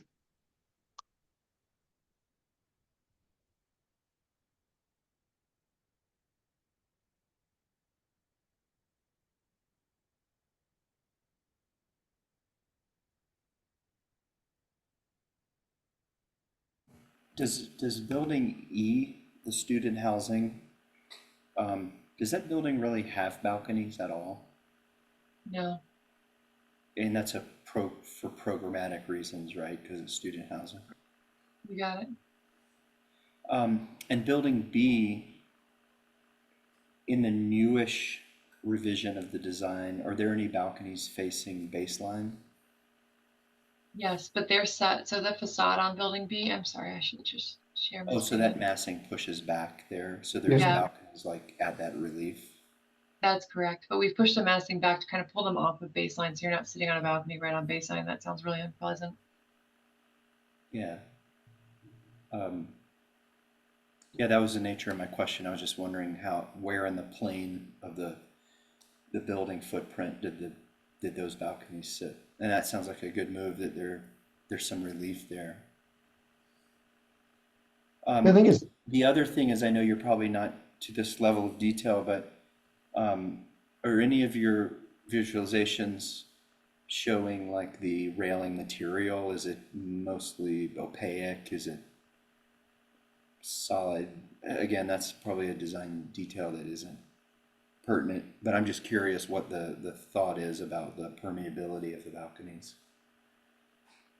I can chime in on that one. Yeah, so I don't think we have it quite figured out, but generally we're, as a company, pretty committed to the idea of giving people some sort of privacy on their balconies. So, they may not be fully opaque, but if they're at least partially opaque, then people use them a lot more. They feel a lot more comfortable on them. So you generally will see anything that we do have at least some sort of screening or opacity. So, yeah, we just don't want people to feel like they're on display, and that would be especially true along baseline. Yeah. Yeah, that's it's always, to me, the ones that seem less successful are the projecting balconies that also just have a 4-inch spaced rail, generic railing. Those always feel less substantial than the railings that, if they do project out and they're cantilevered out, there's some kind of more of a sense of enclosure. I feel like that always looks better. And from your comments, it sounds like you have a sense that they function better. So yeah, that sort of satisfies my curiosity on that.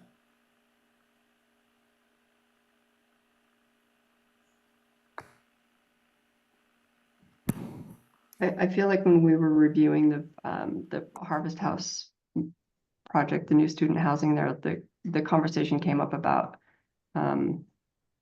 that they were asked to maybe have the balcony rails be more transparent, and then somebody brought up a concern about students having, storing all their like junk on their using it as a big storage space and putting their junk on their balconies. And they said that they have a really very strict policy about, nothing is to be stored, of what can go on the balconies of the student housing. And, but, that was like a building management perspective that seemed like a lot of work. And I think I would encourage a higher level of opacity just for privacy, and also just hiding storage that could potentially be on, that's, where you don't have sort of the general like property management group that is enforcing this nothing on the balconies policy. Yeah, and I think when they're really transparent and you just like stick them on the outside of the building, like they're just bolted on, they look really cheesy and kind of cheap and all that stuff too. And if they have some opacity to them, you can start to use them as a design element because you can make them read as a thing, you know, as this interrupted thing that runs across the building. So there's some design, everything you said, and there's some design reasons. And I'm sorry to speak up on this, but I feel pretty strongly about not putting people out on a fishbowl and on a public street.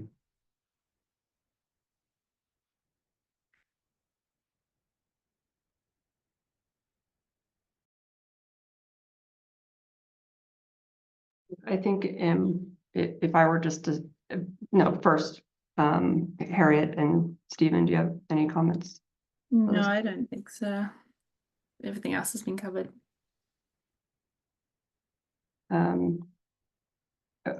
So I would say then in summary that that that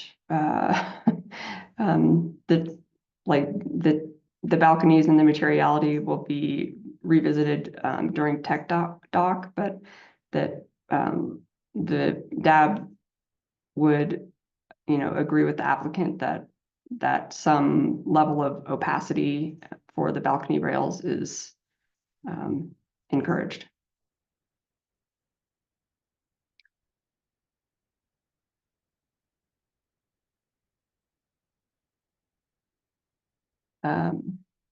Okay, and then our last item, we're moving on to these larger buildings that have, when we're talking specifically about massing and building form, some of these buildings that are exceeding the 200 feet in length along any public right of way consideration. So part A of this would be just taking a quick look at building A, which sits sort of on the south east corner of the site, on its north elevation as well as the east elevation, and then looking at building E on its south elevation.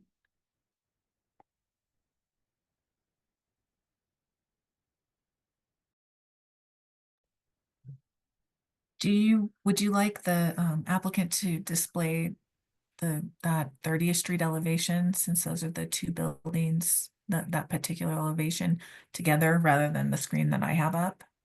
Yeah, I think it would be helpful to look at building A and how it's relating to the adjacent buildings, B and its other like kind of corner retail little jewel. I can stop sharing if that makes it easier to pull.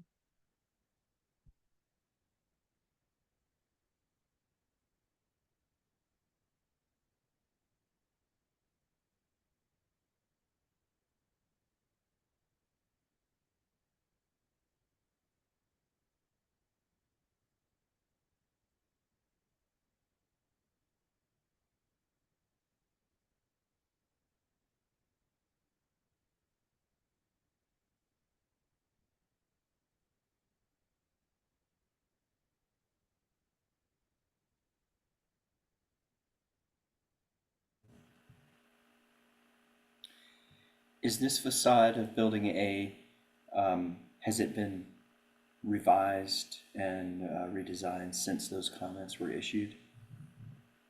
To include the break in the CLT building and the, Oh, Catherine, you're Mason. muted, I think. Thank you. I'm so sorry. So this is building A, and it looked like in the slide that Kalani had up, the image was of building B. okay. I just want to make sure that we're talking about the right one. Building A is the one that does have the break in. To answer your question, Matthew, the break has been in the design, so I'm not sure if that was taken into account as we initially went into site review. This facade's about 176 feet, so it is less than the 200 feet of this Okay. portion of the building, but it does connect on the upper levels. You can see the pedestrian bridge a bit here. Yeah. And and for the board's purpose, the overall length of the building, it's marked as partially satisfied for both of building A and building B. The board may find that these breaks work fine in that and help to break down that kind of overall length. But we did have to mark that off. So I just wanted to put that in there, and that we count the full length of that building with the bridge connection in there. Okay, so, sorry, Klein, just to clarify, so that metric is 250 feet or? It's the overall is the requirement says the building does not exceed 200 feet in any length along a public right of way. So this kind of exterior street face 30th and then also baseline. But if the board looks at this and thinks, okay, this is meeting, Yeah, they've done a lot to modulate that length, it might be satisfactory from the board's perspective. so there's no modifier in that guidance that's like, No. except if there's a break for 20 feet, then that Yeah. resets the sort, No. it's the whole development frontage, right? Yeah, it's the whole footprint of that building. What we would classify as actually in the building permit as one building. Yeah, And so, yeah. understood. I mean, that break makes me feel like it's two different buildings, and so I'm definitely on this elevation. I wouldn't say I'm overly concerned about that length. Especially with, I really like what you've done with the southern portion of it. And it looks like a totally different building. And maybe because I'm a structural engineer and I know it's actually going to be designed like a different building, so it feels like a different one to me.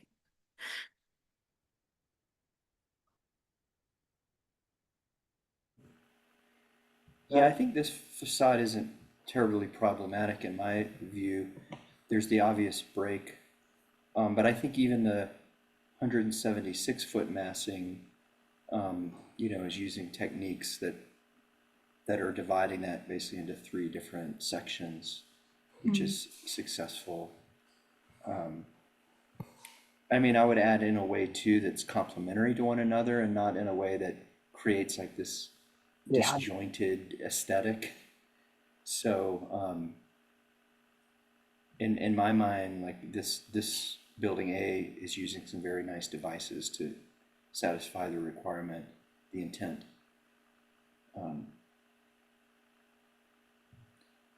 Maybe we'll look more at building B when we get a chance, but. Was there another elevation on this building we had to look at, or was it just this one? It was the north elevation as well. Just on this particular building, it's just the 30th Street. That's a public right of way. Okay. So just looking at that one, and then on building A, you're looking at the 30th and the baseline elevation, those 2 lengths on the public right of way. On building B, I think this one's building A. That's correct. Yeah, so it says in the packet building A to look at the north and east. So is that a typo in the packet then that's got the buildings wrong? Catherine, is this building E? This This is is building A, and the only public right of way that we have on this building is this facade. That is a Building B, like typo. you already mentioned, we have the 30th Street and the baseline. Yes, this is a typo. So it's just these 2 particular buildings along 30th and baseline there.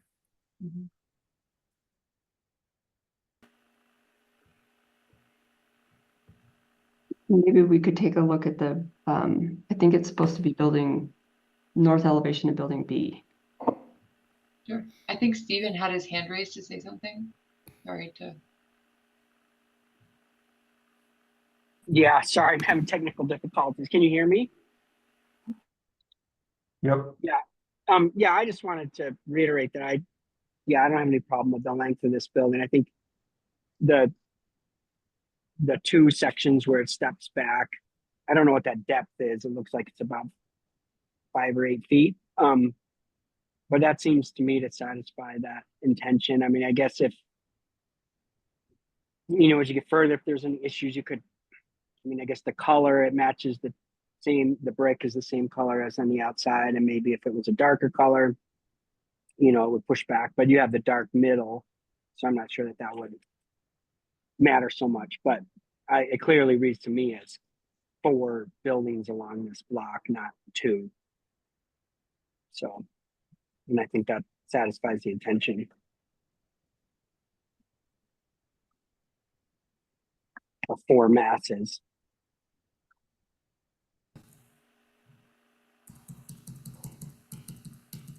So I can go ahead and bring up building B. That works. Just zoom in a little here. So this is the baseline frontage along this side, and this is the 30th Street frontage. This is our work in progress adjustments. They're happening on the current view at the bottom.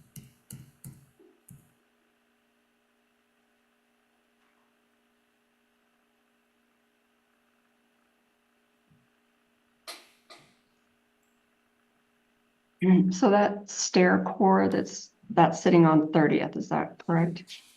Yes. And is it glass and open, or is it opaque? So in the original design, there was a large glass portion that happened on that side, as you see. And then the material was like a metal panel that we had put a perforation in as to start to act like some of that wayfinding we were talking about. In the new redesign, this piece actually becomes the same as the brick, and then this will end up having the wayfinding happening in this side of the building here. Again, this is an in-progress model, but wanted to start having a conversation about something that's what we're working on and not what we had done that doesn't integrate that. So at first glance, when I'm looking at the east elevation, straight on, it has some good rhythm and it has some good detailing in it, but it doesn't have the same, it's not broken up in the same way like the building A is. And I think maybe some like the way that you guys use the different material breaks, and how it's broken up to make it look like sort of 4 different buildings, I think could be helpful on this building B east elevation, particularly when you have, some of the, and also like the comments that I was making on building C, where you have that very distinct ground floor retail materiality and detailing that distinguished it from what was happening on the residential above, I think is really successful. I think it's all pretty uniform in material, while has good rhythm, like I said, but I just think it's perhaps too uniform in materiality and could be broken up a little bit more like it is on building A.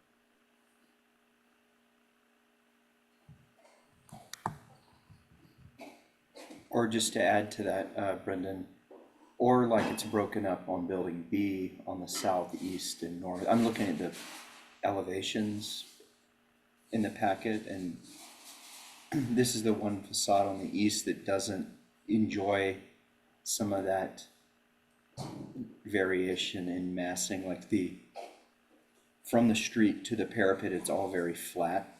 And I imagine there could be some nice fine detailing if it's a masonry product or something that could help, but it just sort of reads as more uniform, even as compared to its other 3 primary elevations. In the elevator or stair or vertical circulation tower isn't quite, it's like a nice break, but it's not quite a feature that's substantial enough to create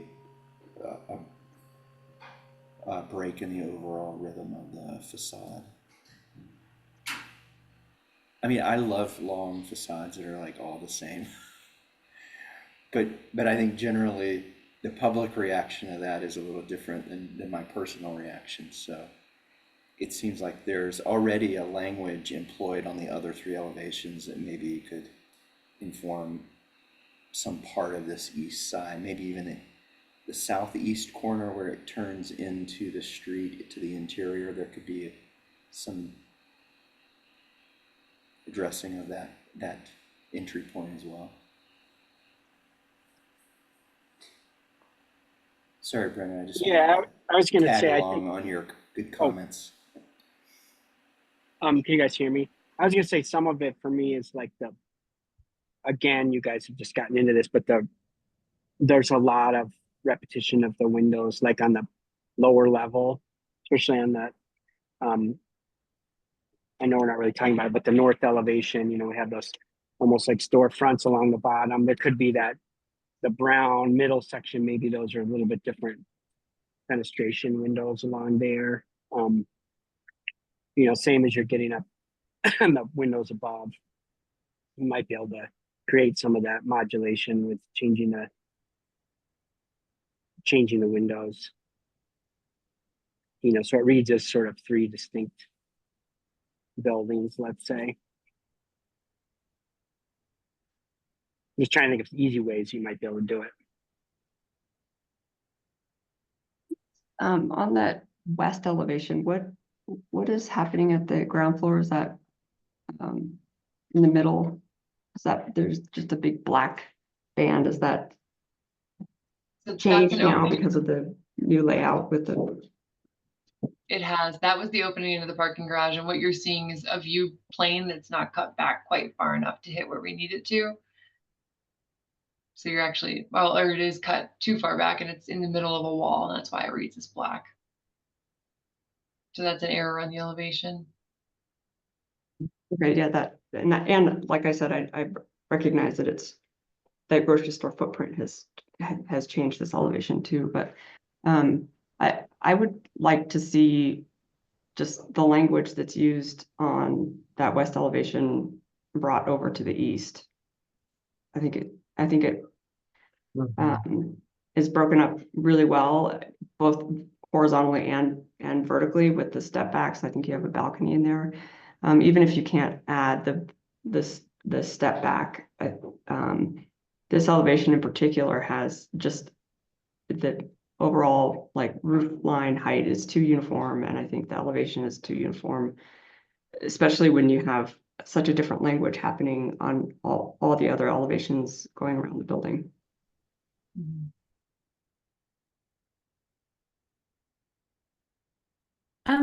Does the facade change reflect the different retail spaces or change in use? Like, does that mimic it, or is it okay? Cool. Yeah. So when you see the wood was when we conceived this, the wood was starting to signify a lot of the retail. So you see it start to come in, and I'm just going to zoom in here on some of these elements on the corners, and of course along the grocery store frontage. And now we've pulled it around as we start to edit how those entries work.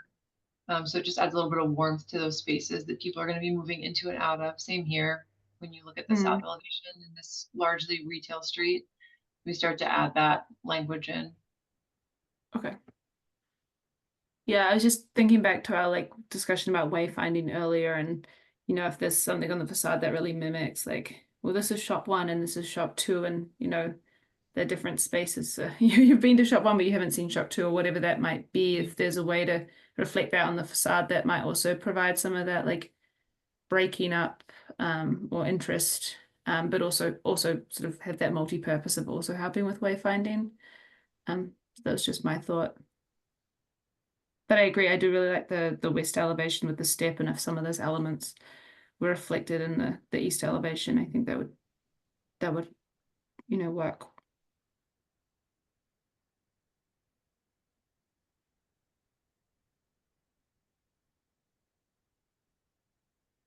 Thank you. I don't know if it would be helpful to look at that perspective slide. It reflects more of what you guys are proposing.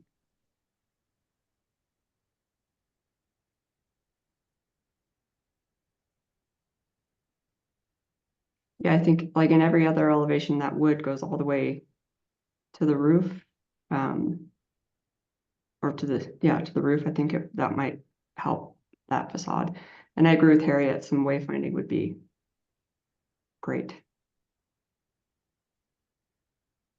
Stephen, do you have a comment? I mean, for me, I think it's really that corner is sort of, you know, it's like once they've resolved that corner, I think it's going to help a lot because it's actually, I actually feel like the bend around the corner, like that building feels a lot longer than even the two sides, even though it's, you know, around a corner. You know, so I'd love to see that, you know, as they progress it. But I know it'd be difficult to have the slot, the kind of the setback slots like they had in the other facade. But Yeah, I just even wonder if like for some of the shops for their entrances it could be set back in some way and you know some sort of mini atrium or you know provides ease for people because you know we look at these a lot in terms of wayfinding and people interacting the spaces with summer, but we also have some pretty brutal winter months and how do we actually make these spaces really interesting and accessible and inviting for people when it's you know minus 10 degrees outside or something. So that corner as well, it's like we've got people waiting at the lights, what encourages them to run inside if it's winter as well as if it's summer. It's just a thought on that. And also going back to, you know, the elevation below where we've got the trees, well, you know, once they're not there because there's no leaves on them because it's winter, how does that facade look and is there still interest when those aren't there? I mean, they're gonna be plastic trees, so they'll always look. Oh, like- nice, sweet. Yeah, no worries then. We're paying extra for those. No, these are good comments. You know, like you guys know, this building's in flux, so it's really helpful.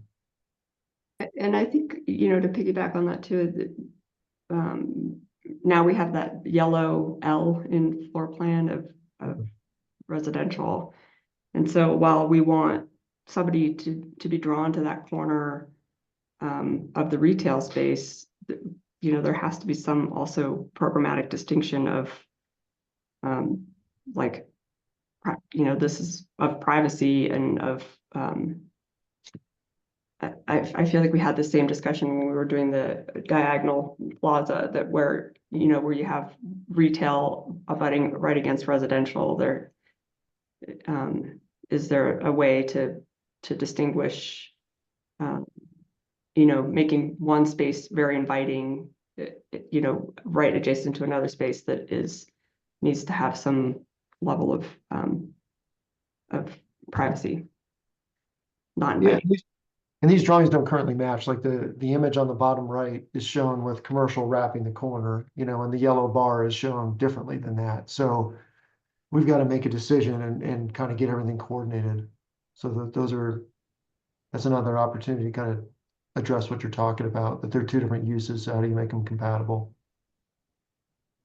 yeah, that was my question. Is there doorways like into these spaces that we're not seeing kind of in the, you know, because you don't know where they are yet?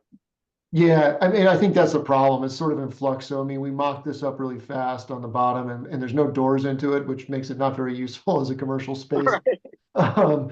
And the commercial space is going, you know, shown on the bottom one, going 3 bays down 30th and on the little plan inset, it's not shown doing that at all. So I think we've got to make some decisions and get this coordinated, but you know, we're showing, you guys are sort of used to that process, so we figured we could kind of show you the cake being made. And then I will say that, you know, the garage being on this side certainly limits our ability to modulate in and out, but it doesn't limit our ability to bring some of the other things you talked in, like the, you know, like the wood and changing materials and that sort of thing can all be done. And there's some movement that can happen for sure. So, you know, all of that stuff is stuff we can explore. Yeah, I think it's also just worth thinking about that staircase. Yeah. That sort of, yeah, the way it juts out, sort of almost to the public might mark them that beyond there is private or residential and not their space. And so just thinking about how do we keep that whole facade open if, you know, the intent is that, hey, there's still some shops down here, you want to come here, you want to walk out of that corner and turn right and go, oh, you know, that store, I wonder what that is. I want to walk down there. Whereas that staircase kind of closes it off a little bit the way it protrudes. Yeah, that's true. So I'd like to, you know, in the interest of time, I'd like to integrate the final comment, which and go back to the south elevation of building E. And if we can just, I don't want to, you know, beat a dead horse here, I guess is what I'm trying to say, that maybe we've in our comments, in our previous comments up till now, we've addressed this final issue of building A on the, well, it says building A, but it's really building B on the east elevation. I think we've really just talked about that, that, you know, encouraging you guys. I know that this design is in flux, and I would just reiterate, which is, you know, basically my summary for the previous issue, that, you know, while this is being redesigned, that that you keep this criteria in mind in terms of roof forms and building heights and the materiality and the scale and the tone and texture of that facade to help with the relief in design, and knowing that it is in flux and still in design, I think is the most helpful comment we can make, because I you know, we can discuss an elevation that is already sort of void. Unless anybody else on the board has a different opinion about this particular comment, continuing the conversation on the east facade and north facade of building B.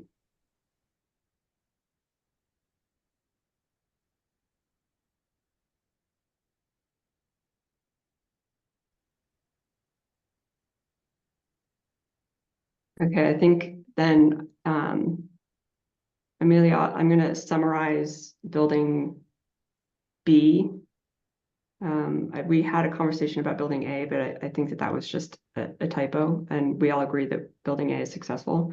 And then I think in summary of building B, the two elevations that are on the public realm, being the north elevation and the east elevation, are, you know, in redesign. So the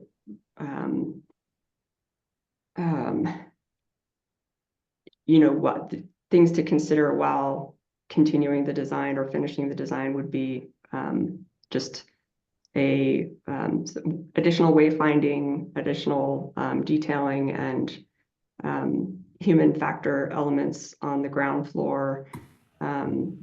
Maybe bringing in additional wood facade, not just at that stair core area. And then just the design resolution at the corner will help significantly on both the east and north elevations. And I think that would also address the final staff partially satisfied comment that we're seeing on this screen here.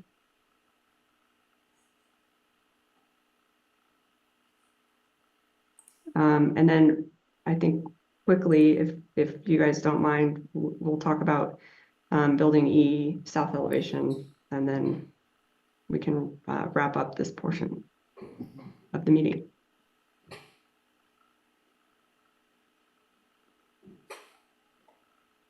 Yeah, if you want to reshare building E, that south elevation again. I think I cut your sharing so while they did this wrap up summary.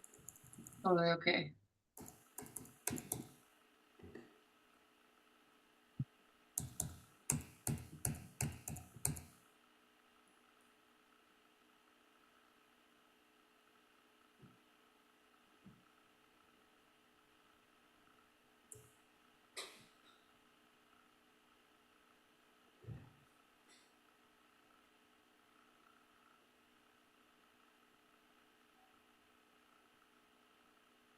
I think that we've somewhat addressed this elevation when we were talking about roof lines. I think it is a very big and long building. But I agree when well, I guess it's technically a couple of buildings, but I agree with Matthew in that that there's a lot of like toothing and on the floor plan, and a lot of relief and opportunity for that like sunlight corridor, and a lot of opportunity for glazing, and I think it's reading a little too vertically uniform. Maybe if there was some way to add some like horizontality to it, like you have done on building B, could be helpful.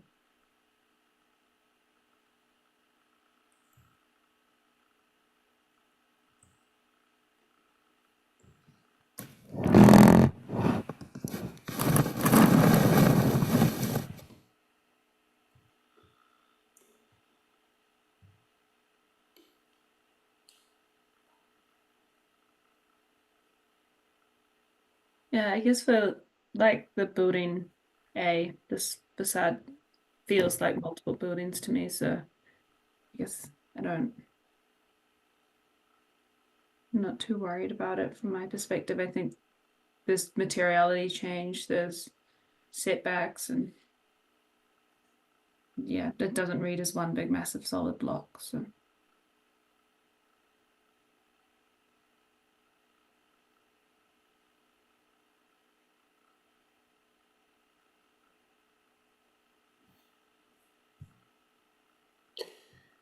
Yeah, just my only observation, I don't know if this is necessary or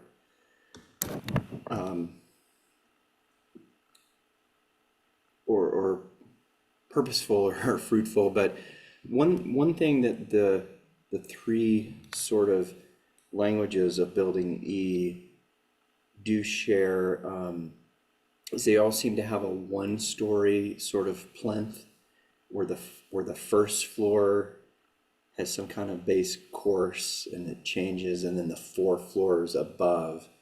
And that seems to vary slightly with the elevations I'm seeing. But I wonder for 2 reasons, if y'all had explored maybe doing a 2-story plinth.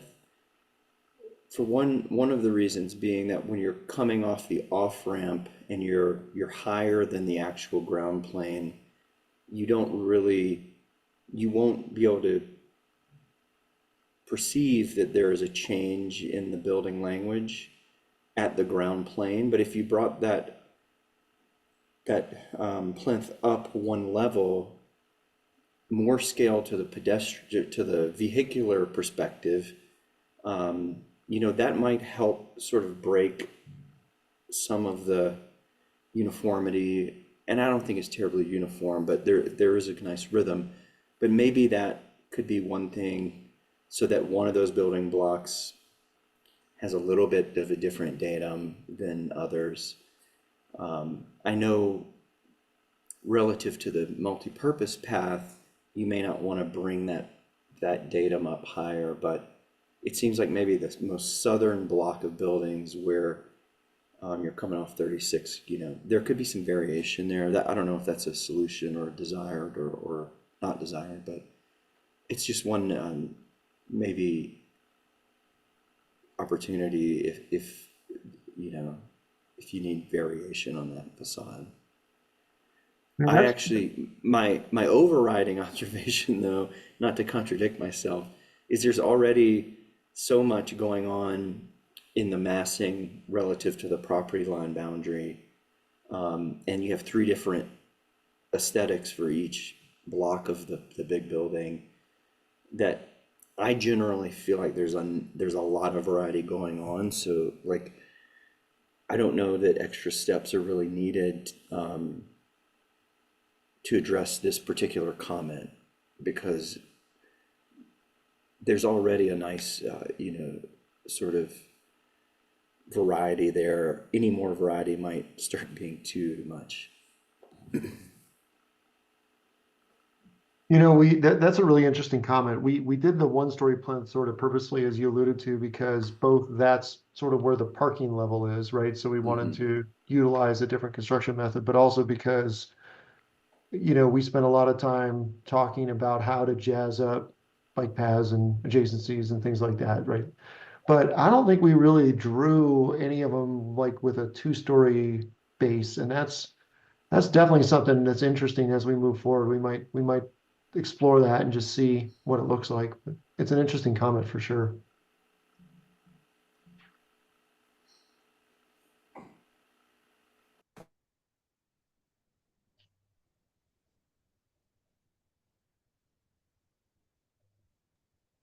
And I think on this building E, you can't see necessarily the Williams Village, the dorm towers, the existing dorm towers, but it is kind of a good nod to those, the vertical sliver of those windows that are in those towers. And I think it's an interesting integration of a building kind of communicating with those towers that are existing sort of on the opposite side of that site.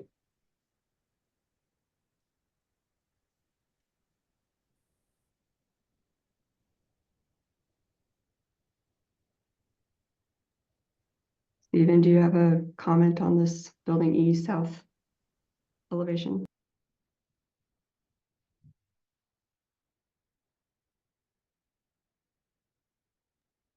Seems like Stephen might have dropped off again. I'm not seeing him in the list right now.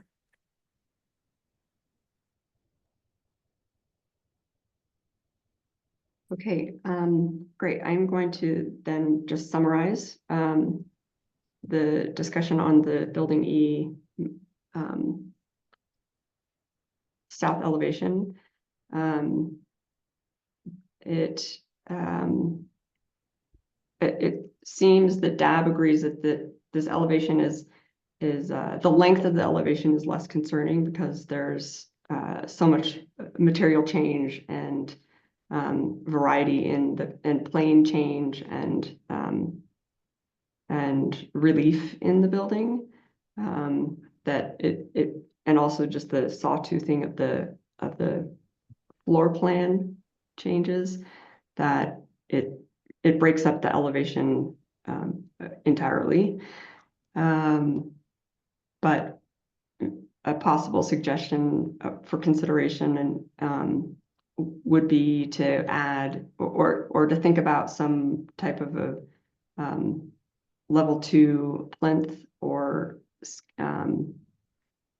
maybe in addition to the level 1 human scale detailing, to add some type of a base that can be seen from higher up on 36.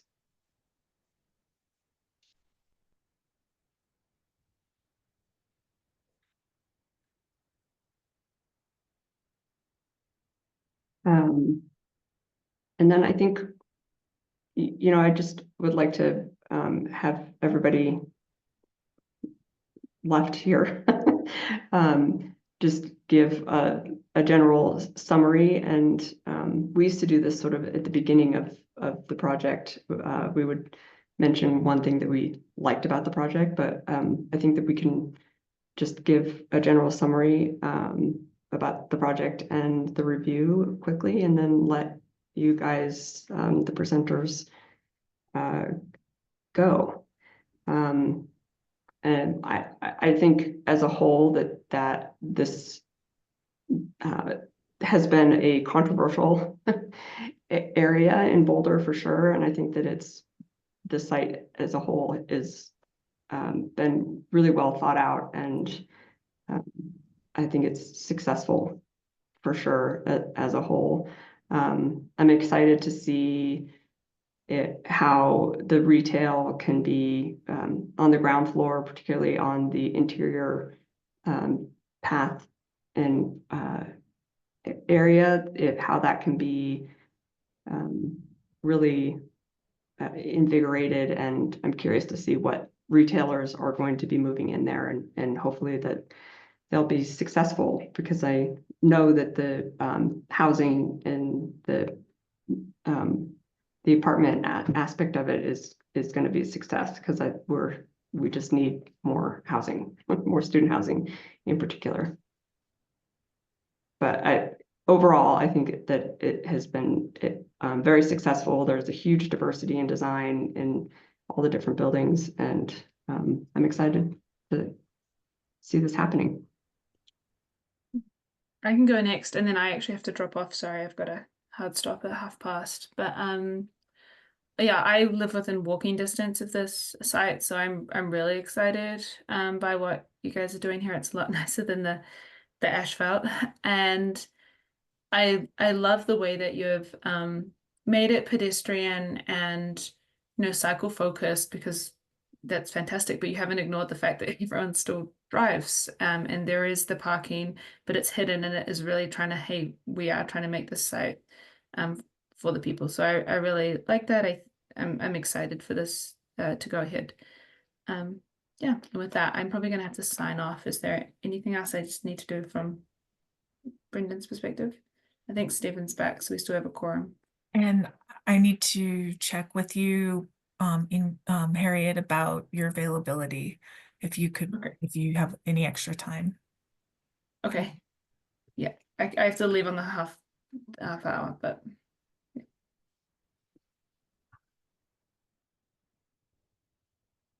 Yeah, I think as long as we have as long as Stephen's on, we have a forum, we can wrap up the few things we have left on our board agenda.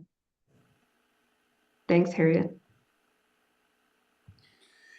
Yeah, I'll just make my comments brief. Two things. I'm sorry we couldn't spend more time on discussing the interior WUNRF and pedestrian / vehicular programming. I think that's amazing. It's amazing. There's a lot to talk about there. I just regret we couldn't, out of my own curiosity, talk more about that. The second thing is, you didn't mention anything about how the memorabilia from the Dark Horse is getting integrated into the project. That was a joke, but I am curious where the Dark Horse is going, but I'm sure that you can address that with planning board or something to a greater detail. But thanks for your time. I think it's a wonderful project.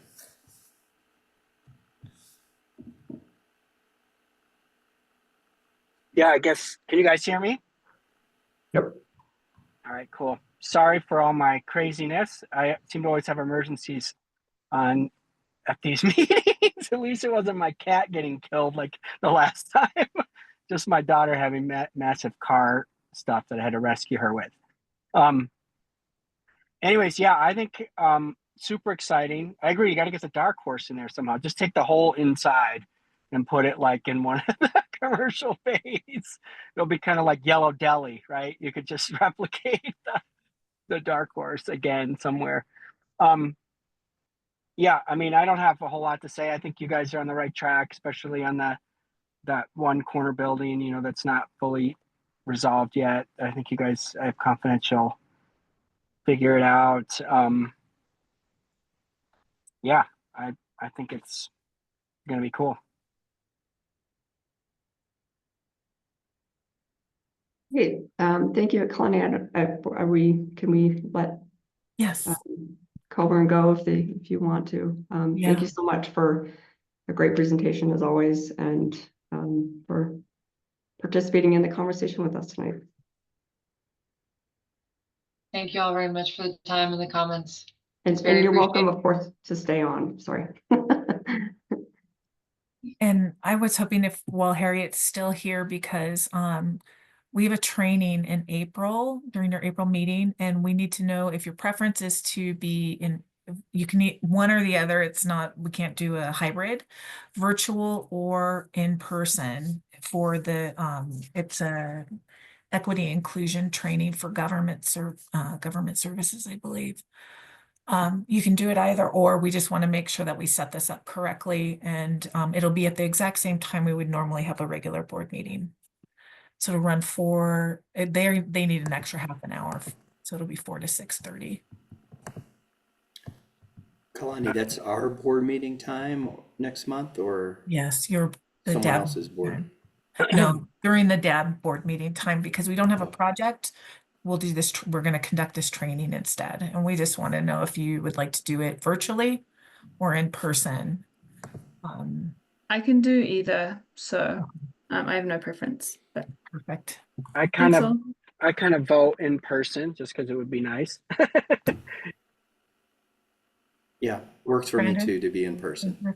Okay, we will let there's Anna Sylvia might be the trainer for this. We'll let her know. And then we have set aside, you'll get the invitation to the training, and it'll be just the board there for the training with the city staff. I don't know if there'll be 2 city staff or just 1 person there.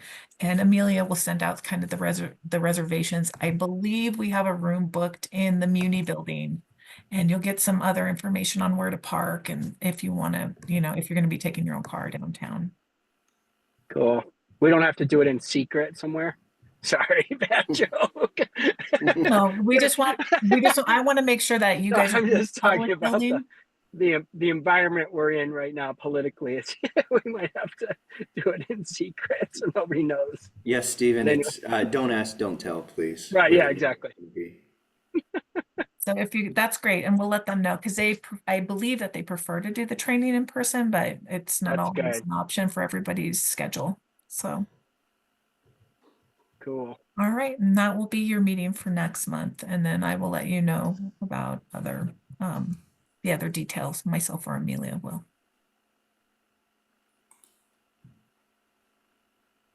And I think that's it, except for calendaring, and I have not heard anything you do have 3 DAB referrals coming in. We're not sure when they're coming in, but over the course of the next months, we'll know more. So you'll be tentatively looking at 3 different projects that are slated to come forward for the board. So that's it for calendar. Okay, great. Thanks, guys, for sticking with me in my first Yeah. run through on Did the great. Oh, you did great. trying to run this meeting. Yeah, it's a big project too.